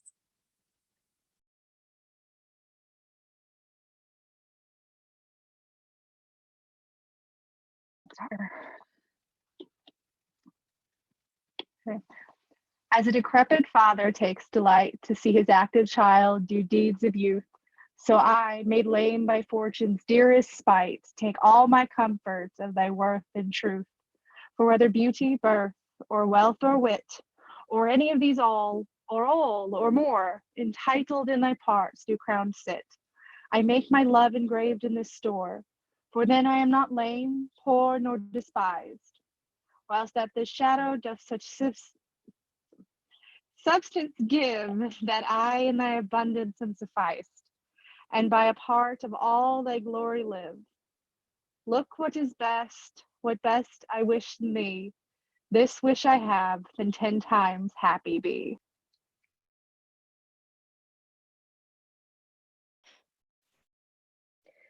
So shall I live, supposing thou art true like a deceived husband, so love's face may seem love to me, though altered new. Thy looks with me, thy heart in other place. For there can live no hatred in thine eyes, therefore in that I cannot know thy change. In many looks, the false heart's histories are rich in moods and frowns and wrinkles strange, but heaven in thy creation did decree that in thy sweet face loved should ever dwell. Where thy thoughts or thy heart's workings be, thy look should nothing thence but sweetness tell. Oh, like how Eve's apple doth thy beauty grow, thy sweet virtue answers not thy show.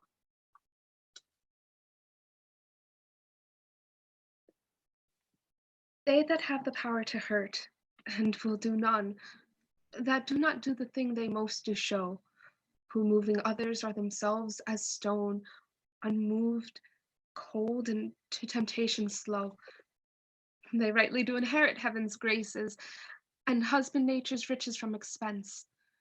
They are the lords and owners of their faces, others but stewards of their excellence. The summer's flowers to the summer sweet, though to itself it only live and die. But if that flower with base infection meets, the basest weed outbraves his dignity. For sweetest things turn sourest by their deeds. Lilies that fester smell far worse than weeds.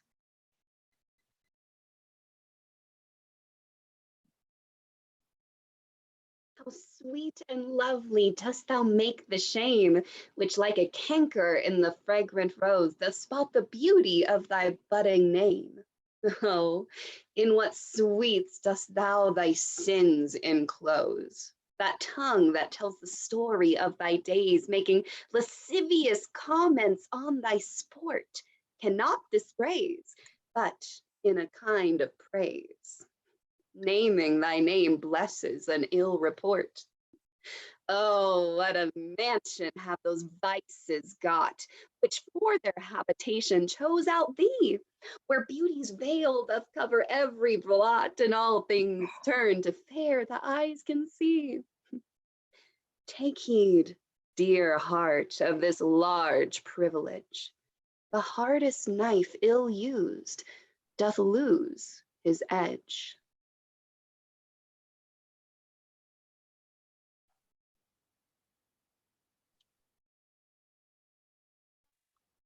Some say thy fault is youth, some wantonness.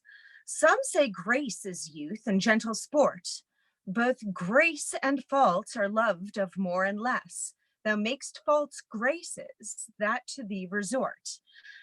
As on the finger of a throned queen, the basest jewel I will be esteemed. So art those errors that in thee are seen, to truths translated, and for true things deemed.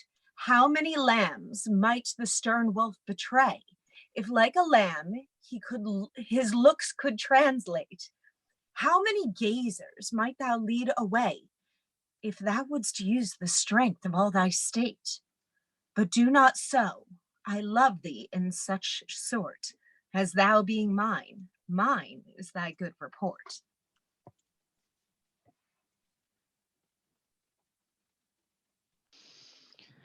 How like a winter hath my absence been from thee, the pleasure of the fleeting year.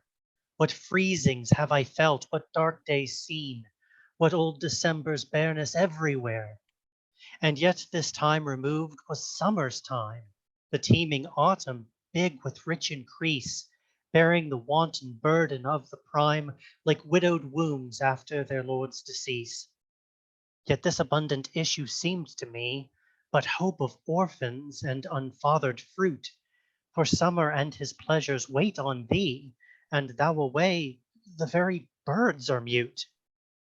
Or if they sing, 'tis with so dull a cheer, that leaves look pale, dreading the winter's near. From you have I been absent in the spring. The proud-pied April, dressed in all his trim, hath put a spirit of youth in everything, that heavy Saturn laughed and leapt with him. Yet nor the lays of birds, nor the sweet smell of different flowers in odor and in hue, could make me any summer story tell, or from the proud lap pluck them where they grew.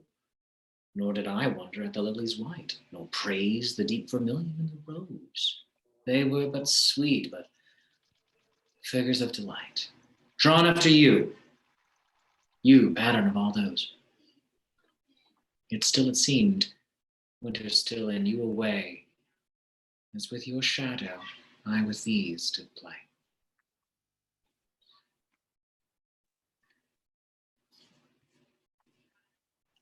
The forward violet I thus did chide. Sweet thief, whence did thou steal thy sweet that smells, if not from my love's breath? The purple pride which on thy soft cheek for complexion dwells, in my love's veins thou hast too grossly dyed. The lily I condemned for thy hand, and buds of marjoram had stolen thy hair. The roses fearfully on thorns did stand, one blushing shame, another white despair. A third, nor red nor white, had stolen of both, and to his robbery had annexed thy breath. But for his theft, in pride of all his growth, a vengeful canker eat him up to death. More flowers I noted, yet I none could see, but sweet or colour it had stolen from thee.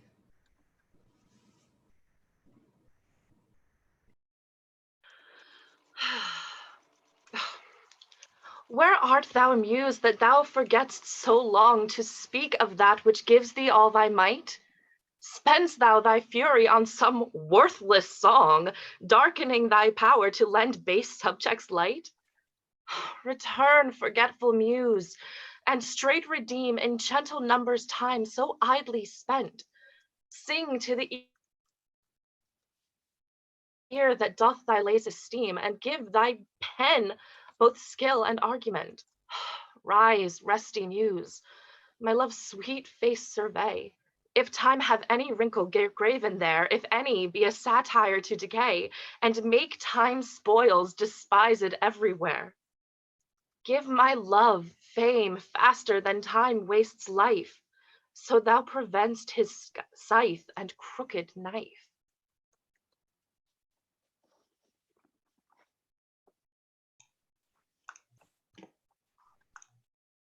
O truant Muse, what shall be thy amends for thy neglect of truth and beauty died?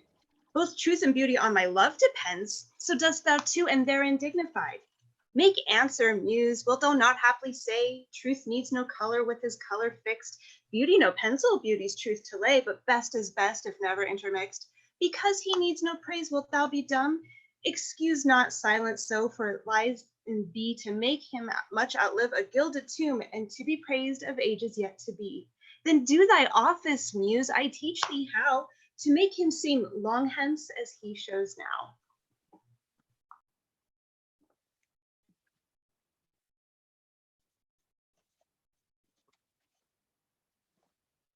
My love is strengthened, though more weak in seeming. I love not less, though less the show appear. That love is merchandised, whose rich esteeming the earnest tongue doth publish everywhere. Our love was new, and then back in the spring, when I was wont to greet it with my lays, as Philomel in summer's front doth sing, and stops his pipe in growth of riper days. Not that the summer is less pleasant now than when her mournful hymns did hush the night, but that wild music burdens every brow, and sweets grown common lose their dear delight. Therefore, like her, I sometime hold my tongue, because I would not dull you with my song.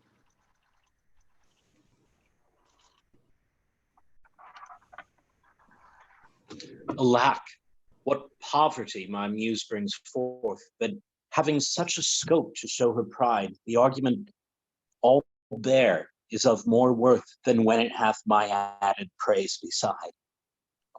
Blame me not, if I no more can write. Look in your glass, and there appears a face that overgoes my blunt invention quite, dulling my lines and doing me disgrace. Were it not sinful then, striving to mend, to mar the subject that before was well? For to no other pass my verses tend than of your graces and your gifts to tell.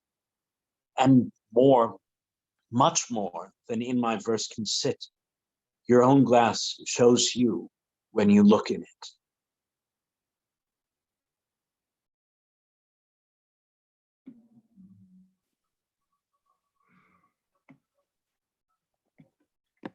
To me, fair friend, you never can be old. For as you were when first your eye I eyed, such seems your beauty still.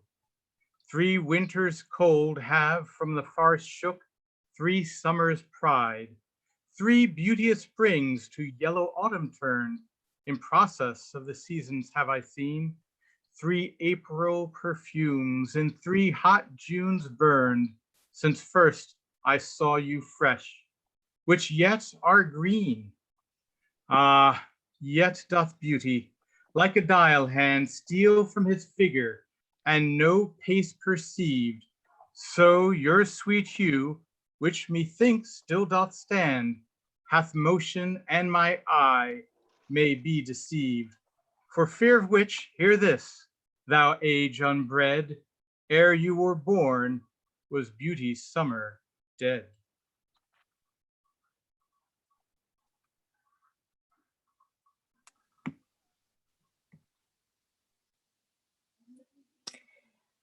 Let not my love be called idolatry, nor my beloved as an idle show, since all alike my songs and praises be to one, of one, still such and ever so. Kind is my love today, tomorrow kind, still constant in a wondrous excellence.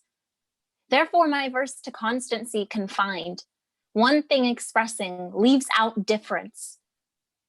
Fair, kind, and true is all my argument. Fair, kind, and true, varying to other words. And in this change is my invention spent, 3 themes in one, which wondrous scope affords. Fair, kind, and true have often lived alone, which 3 till now never kept seat in one.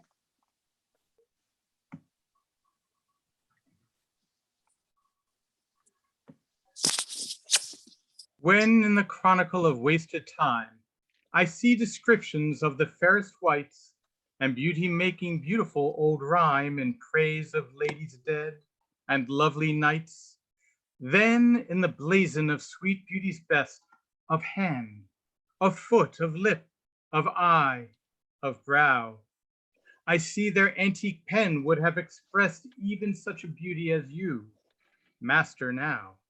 So all their praises are but prophecies of this our time, all you prefiguring. And for they looked but without divining eyes, they had not skill enough your worth to sing. For we, which now behold these present days, had eyes to wonder, but lack tongues to praise.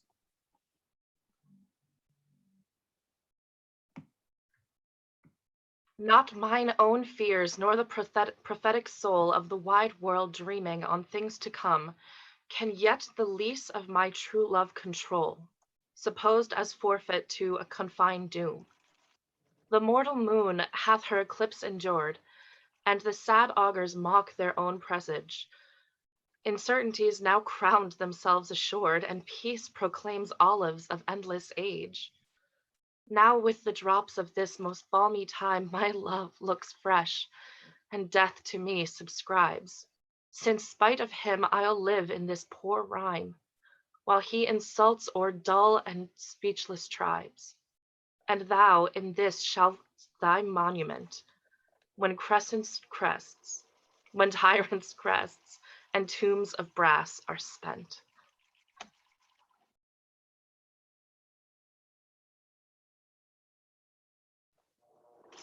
What's in the brain that ink my character, which hath not figured to thee my true spirit? What's new to speak that now to register, that hath expressed my love, or thy demerit? Nothing, sweet boy, but yet, like prayers divine, I must each day say the very same, counting no old thing old, thy mine, I thine. Thou as when first, or even as when first hallowed thy fair name. So that eternal love is love's fresh case, weighs not the dust and injury of age, nor gives to necessary wrinkles thy place, but makes antiquity of eye his page. finding the first conceit of love there bred, and where time onward form would show it dead.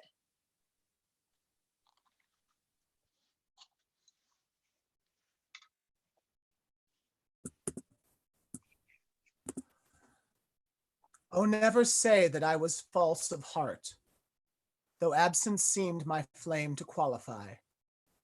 As easy might I from myself depart, as from my soul, which in thy breast doth lie.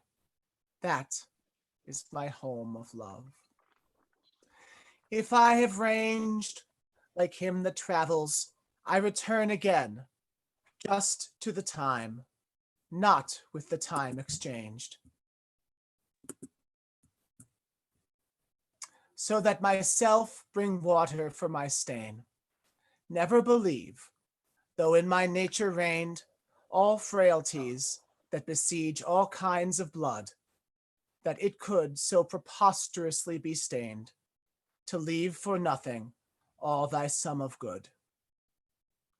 For nothing this wide universe I call, save thou, my rose.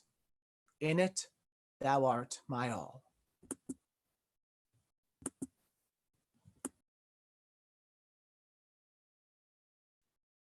Alas, 'tis true I have gone here and there, and made myself a motley to the view, gored mine own thoughts, sold cheap what is most dear, made all offenses of affections new. Most true it is that I have looked on truth, askance and strangely, but by all above. These blenches gave my heart another youth, and worse essays proved thee of my best love. Now all is done, have what shall have no end. Mine appetite I never more will grind, on newer proof to try an older friend, a God in love to whom I am confined. Then give me welcome next my heaven be best, even to thy pure and most loving breast.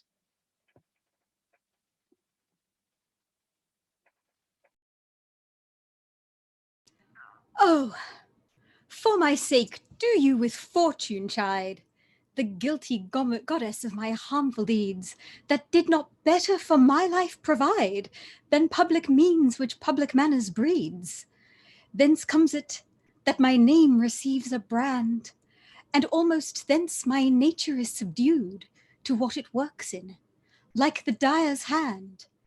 Pity me then, and wish I were renewed, whilst like a willing patient I will drink potions of isel 'gainst my strong infection.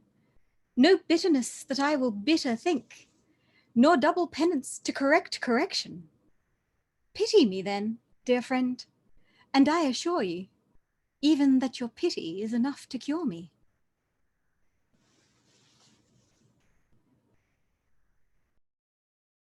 Your love and pity doth the impression fill which vulgar scandal stamped upon my brow. For what care I who calls me well or ill? So you o'er green my bad, my good allow? You are all my world. And I must strive to know my shames and praises from your tongue. None else to me, nor I to none alive, that my steeled sense or changes right or wrong. In so profound abysm, I throw all care of others' voices, that my adder's sense to critic and to flatterer stopped are. Mark how with my neglect I do dispense. You are so strongly in my purpose bred, that all the world besides methinks they're dead.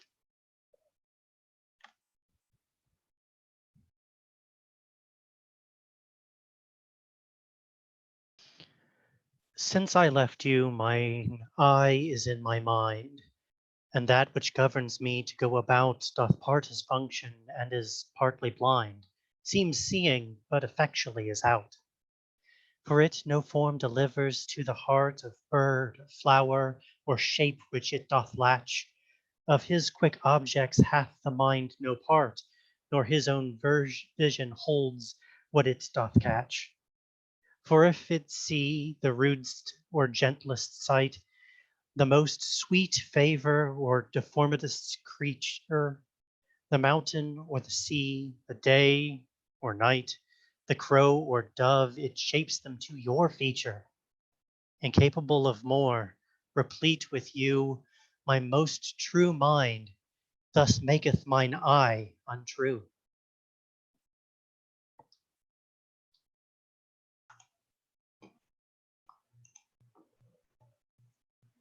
Or whether doth my mind, being crowned with you, drink up the monarch's plague this flattery? Or whether shall I say mine eye saith true, and that your love taughteth this alchemy, to make of monsters and things indigest such cherubims as your sweet self resemble, creating every bad a perfect best, as fads as objects to his beams assemble? Oh, 'tis the first, 'tis flattery in my seeing, and my great mind most kingly drinks it up. Mine eye well knows what with his gust is green, and to his palate doth prepare the cup. If it be poisoned, 'tis the lesser sin, that mine eye loves it and doth first begin.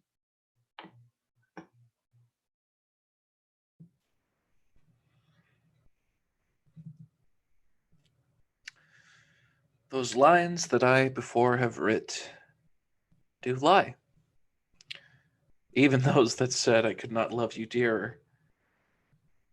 Yet then my judgment knew no reason why my most full flame should afterwards burn clearer.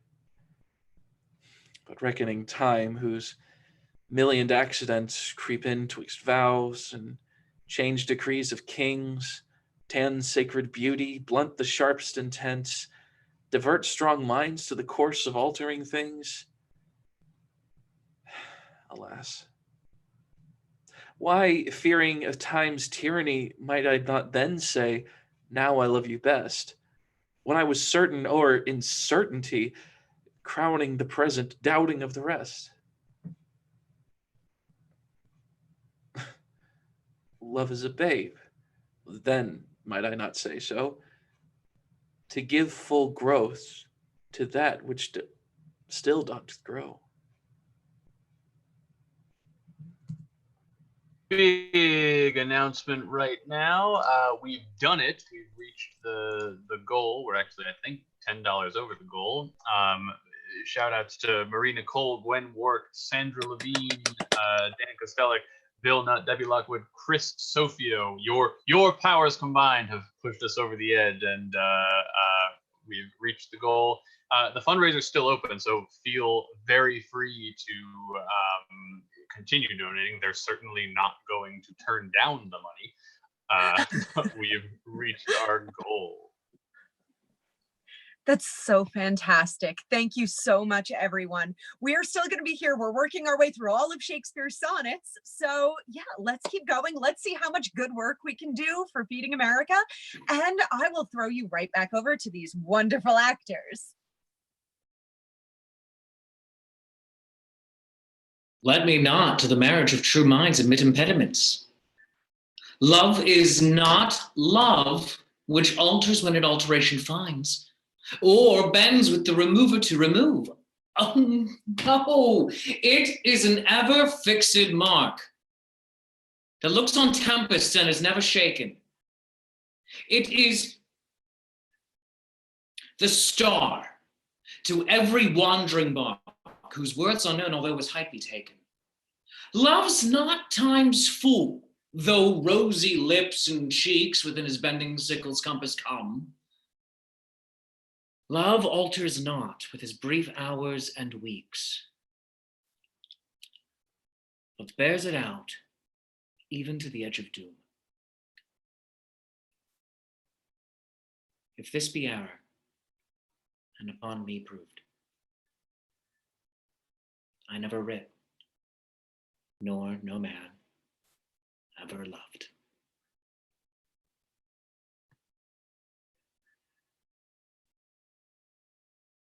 Accuse me thus, that I have scanted all, wherein I should your great desert repay. For fed upon your dearest love to call, whereto all bonds do tie me day by day. That I have frequent been in unknown minds, and given to time your own dear purchased right. that I have hoisted sail to all winds which should transport me furthest from your sight. Book both my willfulness and error down, and on just proofs surmise accumulate. Bring me within the level of your frown, but shoot not at me in your weakened hate, since my appeals say I do strive to prove the consistency and virtue of your love.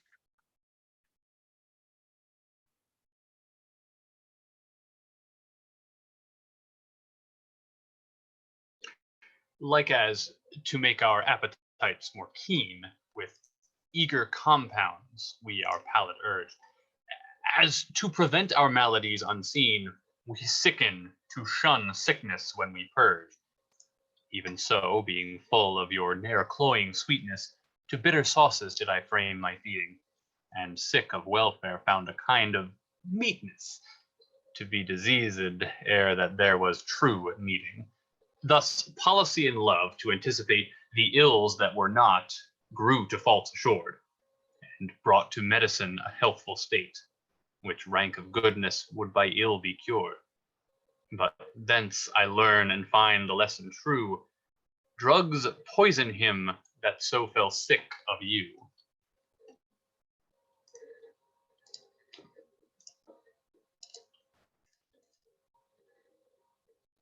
What potions have I drunk of siren tears, distilled from limebacks foul as hell within, applying fears to hopes and hopes to fears, still losing when I saw myself to win? What wretched errors hath my heart committed, whilst it hath thought itself so blessed never? How have mine eyes out of their spheres been fitted, in the distraction of this madding fever?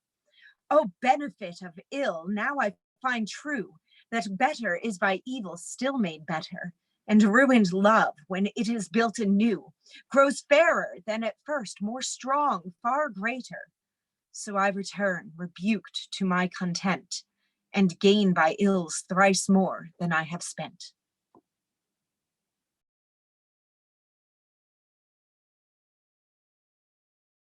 That you were once unkind befriends me now, and for that sorrow which I then did feel, needs must I under my transgression bow, unless my nerves were brass or hammered steel.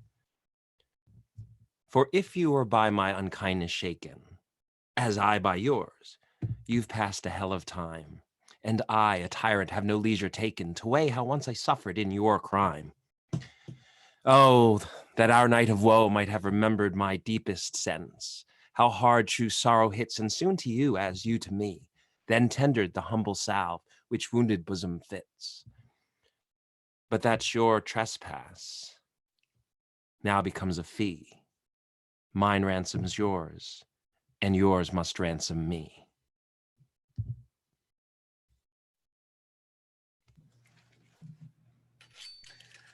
'Tis better to be vile than vile esteemed. What not to be receives reproach of being. And the just pleasure lost, which is so deemed not by our feeling, but by others seeing. For why should others' false, adulterate eyes give salutation to my sportive blood? Or on my frailties, why are frailer spies, which in their wills count bad what I think good? No. I am what I am, and they that level at my abuses reckon up their own. I may be straight, though they themselves be bevel. By their rank thoughts, my deeds must not be known. Unless this general evil they maintain, all men are bad, and in their badness reign.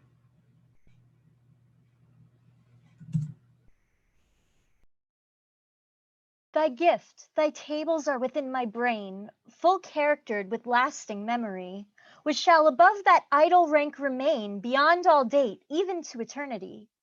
Or at the least so long as brain and heart have faculty by nature to subsist, till each to raised oblivion yield his part, of thee thy record never can be missed. That poor retention could not so much hold, nor need I tallies thy dear love to score.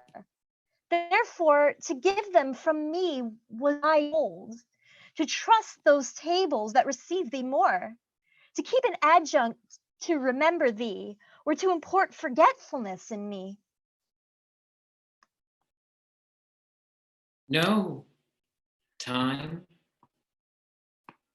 thou shalt not boast that I do change. Thy pyramids, built up with newer might, me, are nothing novel, nothing strange.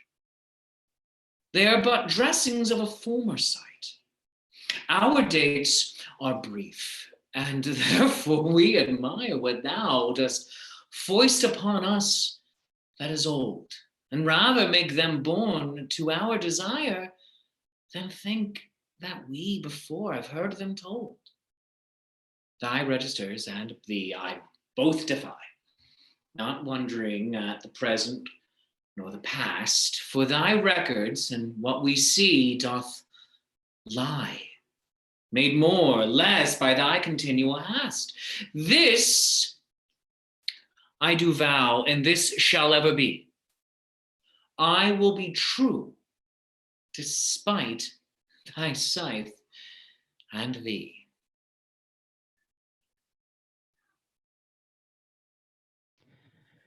If my dear love were but the child of state, it might for fortune's bastard be unfathered, as subject to time's love or to time's hate, weeds among weeds or flowers with flowers gathered. No, it was builded far from accident. It suffers not in smiling pomp nor falls under the blows of thrallet discontent, whereto the inviting time our fashion calls.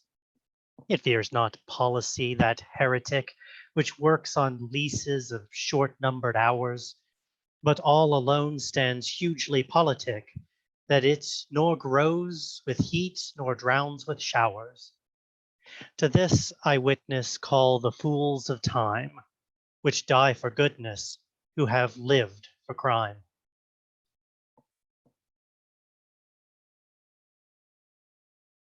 Were't aught to me I bore the canopy, with my extern the outward honoring, or laid great basis for eternity, which proves more short than waste or ruining. Have I not seen dwellers on form and favor lose all and more by paying too much rent, for compound sweet foregoing, simple savor, pitiful thrivers in their gazing spent?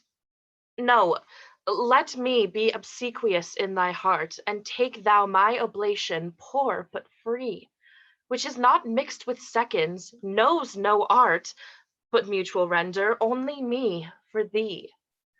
Hence thou suborned informer, a true soul, when most impeached, stands least in thy control.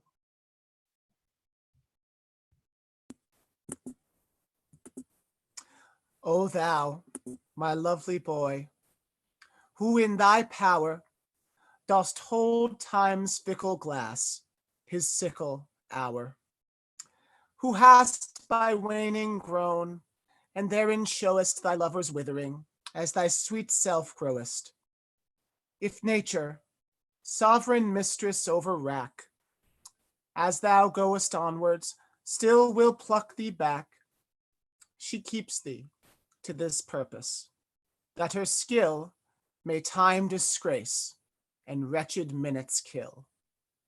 Yet fear her, O thou minion of her pleasure. She may detain, but not still keep her treasure. Her audit, though delayed, answered must be, and her quietus is to render thee.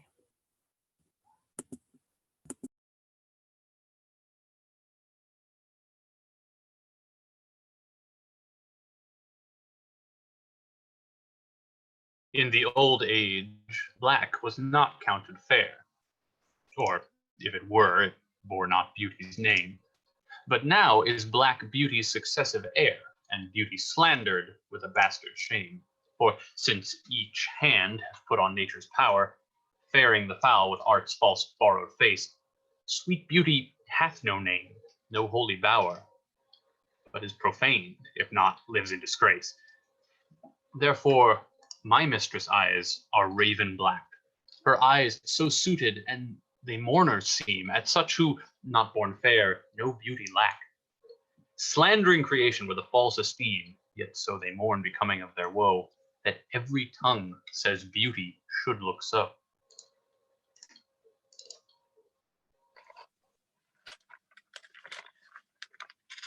How oft, when thou, my music play'st upon that blessed wood whose motion sounds, with thy sweet fingers as thou gently swayest the wiry concord that mine ear confounds, do I envy those jacks that nimble leap to kiss the tender inward of thy hand, whilst my poor lips, which should that harvest reap, at thy boldness by thee blushing stand.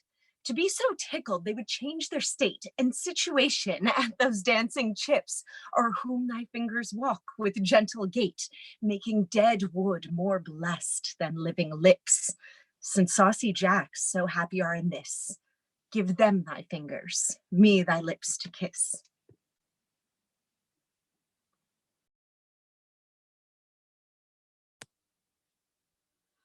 Thy expense of spirit in a waste of shame is lust in action, until action lust is perjured, murderous, bloody, full of blame, savage, extreme, rude, cruel, not to trust, enjoyed no sooner, but despised straight, past reason hunted, and no sooner had, past reason hated, as a shallow bait, on purpose laid to make the taker mad, mad in pursuit, mad in possession, so had, having, and in quest to have extreme, a bliss in proof, and proved a very woe, before a joy proposed, behind a dream.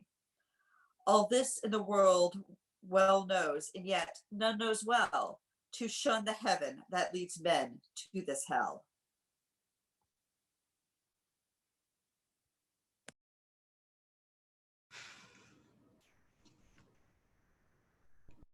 My mistress' eyes are nothing like the sun. Coral is far more red than her lips red. If snow be white, why then her breasts are dun. If hairs be wires, black wires grow on her head. I have seen roses damasked red and white, but no such roses see I in her cheeks. And in some perfumes is there more delight than in the breath that from my mistress reeks. I love to hear her speak, yet well I know that music hath a far more pleasing sound. I grant I never saw a goddess go. My mistress, when she walks, walks on the ground. And yet, by heaven, I think my love as rare as any she belied with false compare.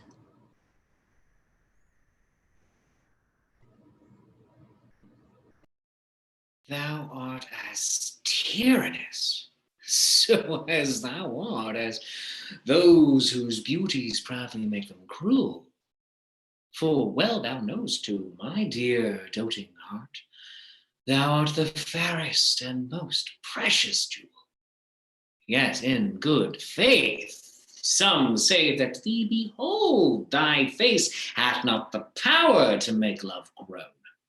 To say they err, I dare not be so bold, although I swear it to myself alone. And to be sure, that is not false, I swear, 1,000 groans, but thinking on thy face, one on another's neck do witness bear thy black is fairest in my judgment's place. In nothing art thou black, save in thy deeds, and thence this slander, as I think, proceeds.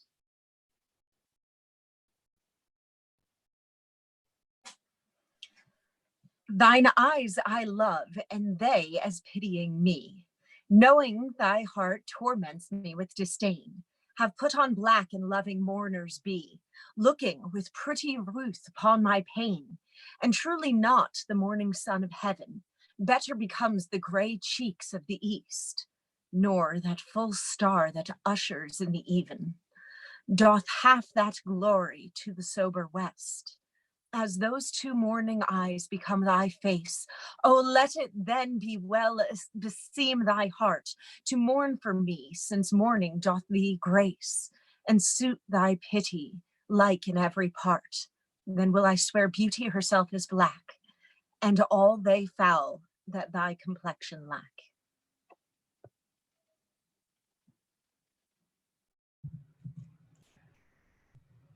Beshrew that heart that makes my heart to groan for that deep wound it gives my friend in me. Is it not enough to torture me alone, but slave to slavery my sweetest friend must be? Me from myself thy cruel eye hath taken, and my next self thou harder hast engrossed.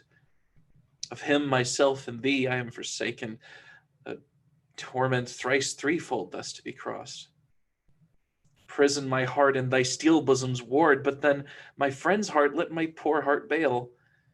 Whoe'er keeps me, let my heart be his guard. Thou canst not then use rigor in my jail. And yet thou wilt, for I, being pent in thee, perforce am thine, and all that is in me.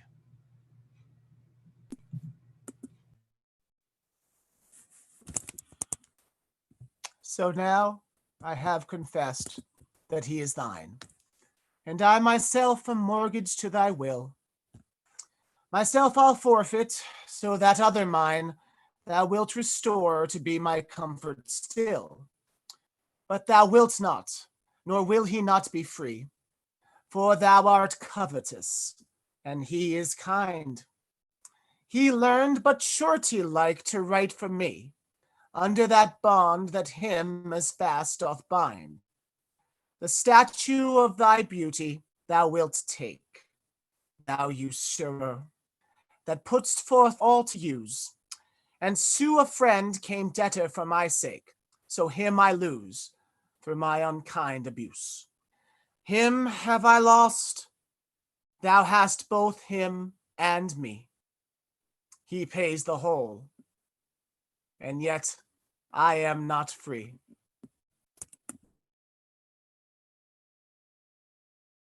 Whoever have her wish, thou hast thy will, and will to boot, and will in overplus. More than enough am I that vex thee still to thy sweet will making condition thus. Wilt thou, whose will is large and spacious, not once vouchsafe to hide my will in thine? Shall will in others seem right gracious, and my will not fair except in shine? The sea, all water, yet receives rain still, and in abundance of death to this stone. So thou, being rich in will, add to thy will one will of mine, to make thy large will more. Let no unkind, no fair beseech kill, to all but one, and me in that one will. Thank you, Lorraine, for that sonnet, and thank you for your donation. We also want to thank Lorraine, who is working in the medical field right now, which has to be terrifying, but thank you, and thank all the medical workers. David, also, who has been reading with us, works in the medical field, so we thank him, and I think that's all of our readers who work in the medical field. If I missed someone, please shame me, and I will shout you out. So we want to thank all the essential workers and everyone working in the medical field while we're going through this. Yes, and in addition to that, and the essential workers, we want to send a special thank you out to people who make sure that we get the supplies that we need. So people that work in grocery stores and people that do transportation of food and transportation of supplies, people that are working to create PPE and things like that, personal protective equipment. We just want to express our extreme gratitude and thank you to everybody who has donated so far tonight. It means so much. And thank you to the actors for volunteering your time.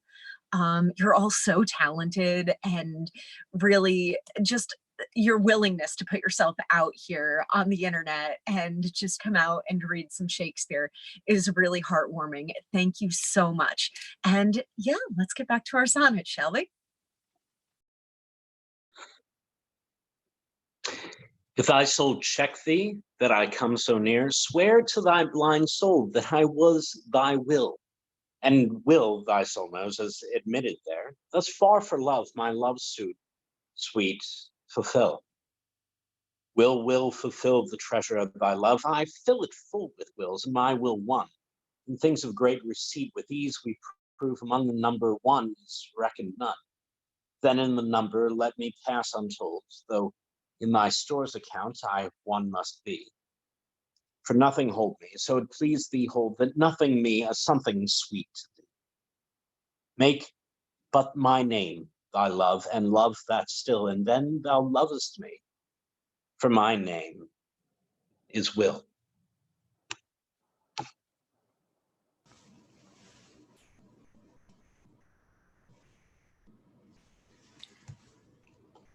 Thou blind fool, love, what dost thou to mine eyes, that they behold and see not what they see? They know what beauty is, see where it lies, yet what the best is, take the worst to be. If eyes, corrupt by over-partial looks, be anchored in the bay where all men ride, why of eyes' falsehood hast thou forged hooks, whereto the judgment of my heart is tied? Why should my heart think that a several plot, which my heart knows the wide world's commonplace, or mine eyes, seeing this, say this is not, to put fair truth upon so foul a face? In things right true my heart and eyes have erred, and to this false plague are they now transferred.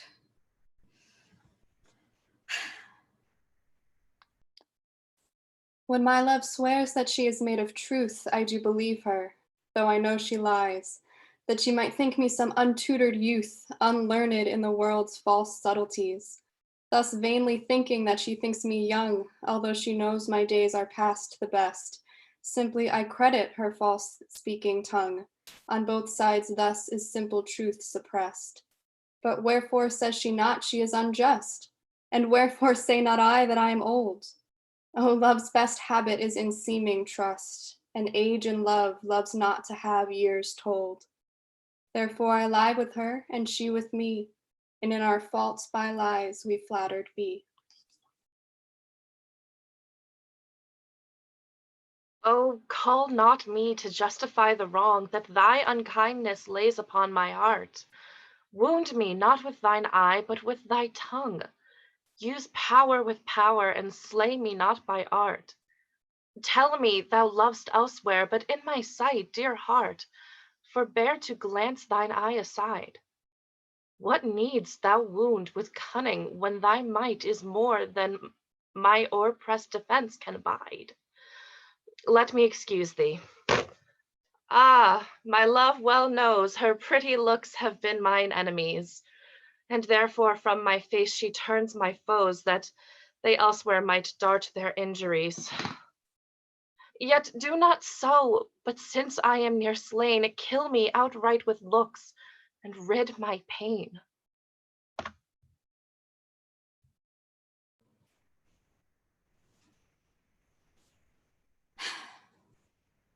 Be wise as thou art cruel. Do not press my tongue-tied patience with too much disdain, lest sorrow lend me words, and words express the manner of my pity-wanting pain.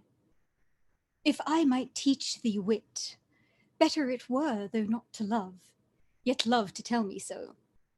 As testy sick men, when their deaths are near, no news but health from their physicians know. For if I should despair, I should grow mad, and in my madness might speak ill of thee. Now this ill-resting world is grown so bad, mad slanderers by mad ears believed be. That I may not be so, nor thou belied, bear thine eyes straight, though thy proud heart go wide.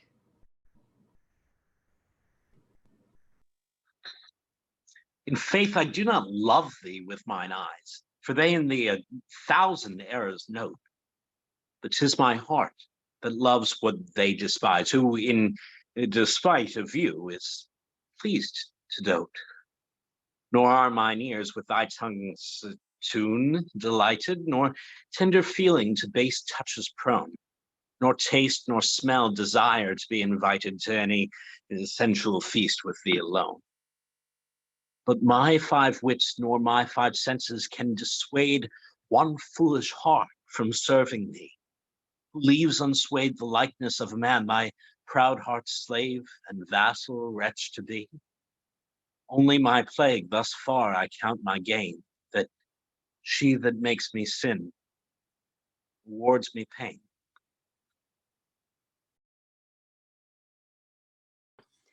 Love is my sin, and thy dear virtue hate. Hate of my sin, grounded on sinful loving. Oh, but with mine compare thou thine own state, and thou shalt find it merits not reproving. Or if it do, not from those lips of thine that have profaned their scarlet ornaments and sealed false bonds of love as oft as mine, robbed others' beds' revenues of their rents. Be it lawful I love thee as thou lovest those whom thine eyes woo as mine importune thee. Root pity in thy heart, that when it grows, thy pity may deserve to pitied be. If thou dost seek to have what thou dost hide, by self-example mayst thou be denied. Lo, as the careful housewife runs to catch one of her feathered creatures broke away, sets down her babe and makes all swift dispatch in pursuit of the thing she would have stay, whilst her neglected child holds in chase, cries to catch her whose busy care is bent to follow that which flies before her face, not prizing her poor infant's discontent. So runs thou after that which flies from thee, whilst I, thy babe, chase thee far behind. But if thou catch thy hope, turn back to me, and play the mother's part, kiss me, be kind. So will I pray that thou mayest have thy will, if thou turn back, and my love crying still.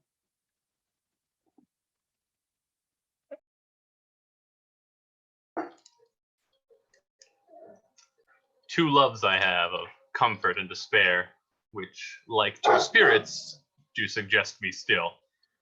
The better angel is a man right fair, the worser spirit a woman colored ill. To win me soon to hell, my female evil tempteth my better angel from my side, and would corrupt my saint to be a devil, wooing his purity with her foul pride. And whether that my angel be turned fiend, suspect I may, yet not directly tell. But being both from me, both to each friend, I guess one angel in another's hell. Yet this shall I ne'er know, but live in doubt, till my bad angel fire my good one out.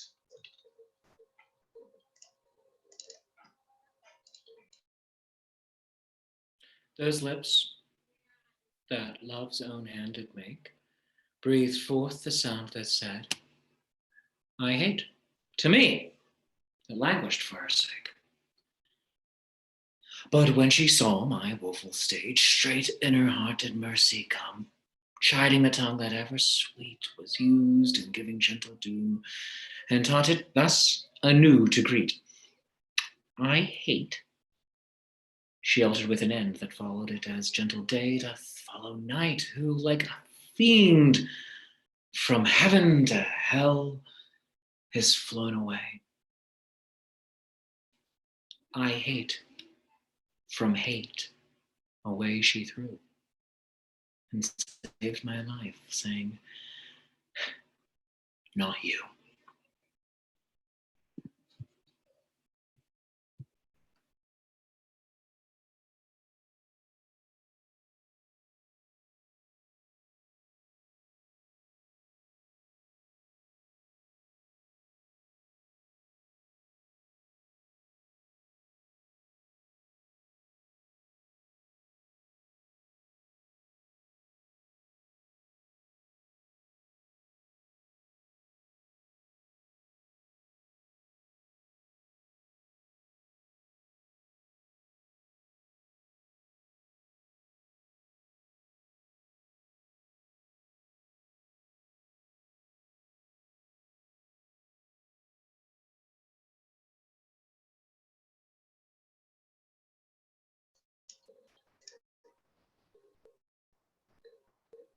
poor soul, the center of my sinful earth, these rebel powers that thee array, why dost thou pine within and suffer dirt, painting thy outward walls so costly gay? Why so large cost, having so short a lease, dost thou upon thy fading mansion spend? Shall worms, inheritors of this success, eat up thy charge? Is this thy body's end? Then, soul, live thou upon thy servant's loss, let that pine to aggravate thy store. Buy terms divine in selling hours of dross, within be fed, without be rich no more. So shall thou feed on death that feeds on men, and death once dead, there's no more dying.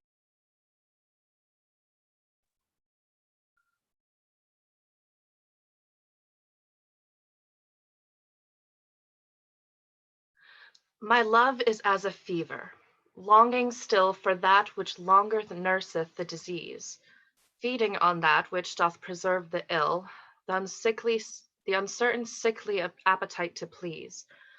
My reason, the physician to my love, angry that his prescriptions are not kept, hath left me, and I, desperate, now approve desire is death, which physic did accept. Past cure I am, now reason is past care, and frantic mad with ever more unrest. My thoughts and my discourse as madmen's are, at random from the truth vainly expressed. For I have sworn thee fair and thought thee bright, who art as black as hell and dark as night.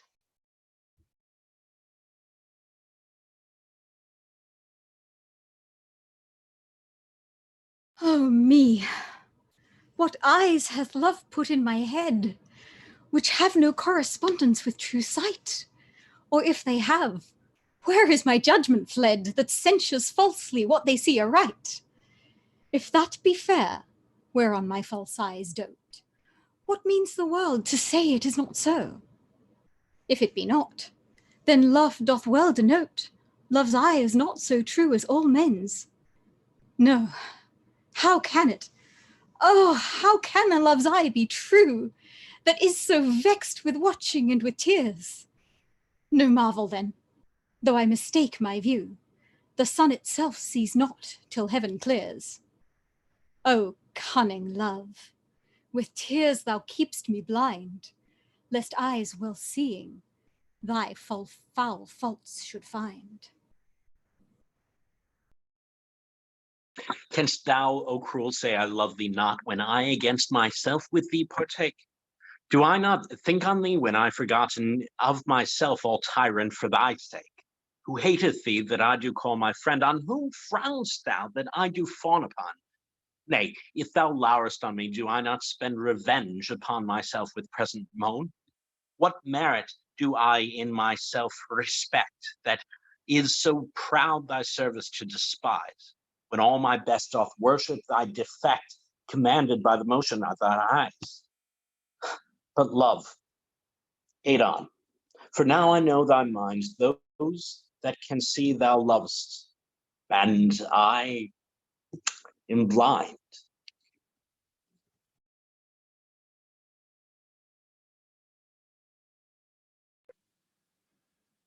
Oh, from what power hast thou this powerful might, with insufficiency my heart to sway, to make me give the lie to my true sight, and swear that brightness doth not grace the day? Whence hast thou this becoming of things ill, that in the very refuse of thy deeds there is such strength and warranties of skill, that in my mind thy worst all best exceeds? Who taught thee how to make me love thee more? The more I hear and see, just cause of hate. Oh, though I love what others do abhor, with others thou shouldst not abhor my state. If thy unworthiness raised love in me, more worthy I to be beloved of thee.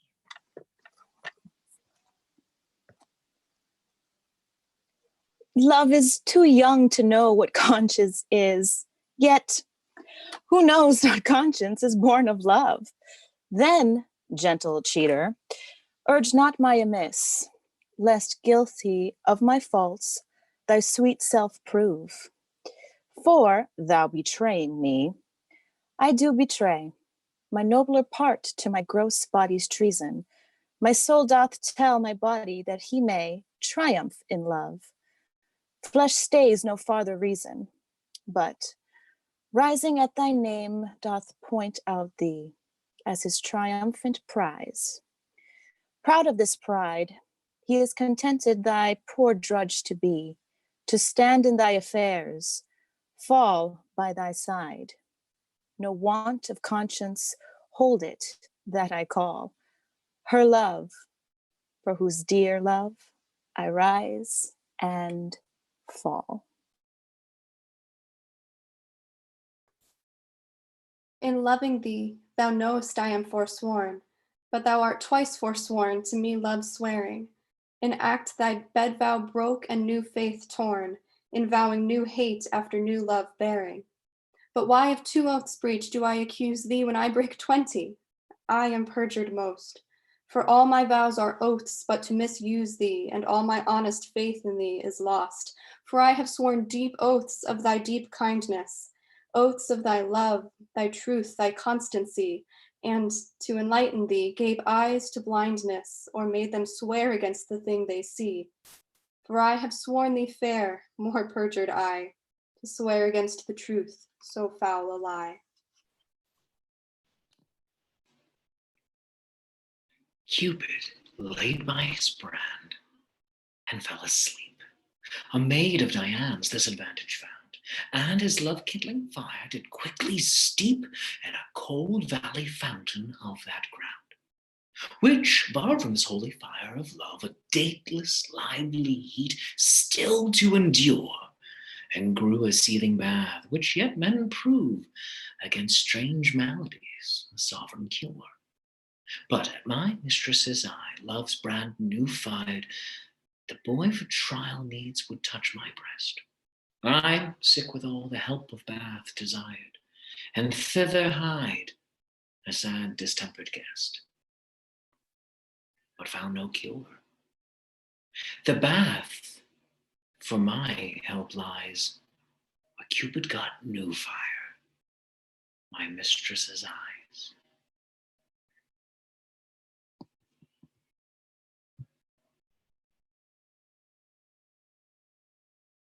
The little love god lying once asleep, laid by his side his heart and flaming brand, whilst many nymphs that vowed chaste life to keep came tripping by. But in her maiden hand the fairest votary took up that fire, which many legions of true hearts had warmed, and so the general of hot desire was sleeping, by a vigilant hand disarmed. This brand she quenched in a cool well by, which from love's fire took heat perpetual, growing a bath and healthful remedy for men diseased. But I, my mistress thrall, came there for cure, and this by that I prove. Love's fire heats water, water cools not love.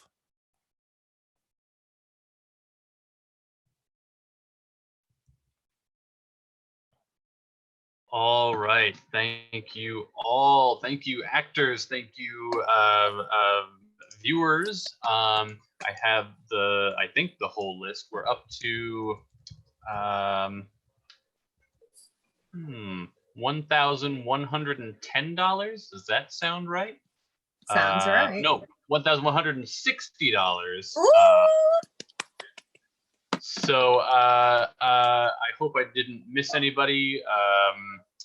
Rebecca Pressman, Erica Vieira, James Udasco, Jeff Bala, Linda Miller O'Connor, Kim Bush, Estelle Clark, Marianne Post, Allison Beth, Debbie Lockwood, Bill Nutt, Michelle Bohannick, Mark Brennan, Caitlin Derwitz, Gwen Work, Emily Brennan, Marie Nicole, Sandra Levine, Chris Sofio, Jesse Galen, Lorraine Rosenberg.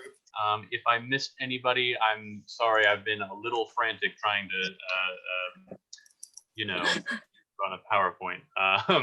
So thank you all so much for donating, for watching, for holding this portrait of Bill Shakespeare up to the camera. Let me see. Go out. Thank you all. We did it. We got the goal. Claire? Yeah, thank you so much. This is so wonderful to see.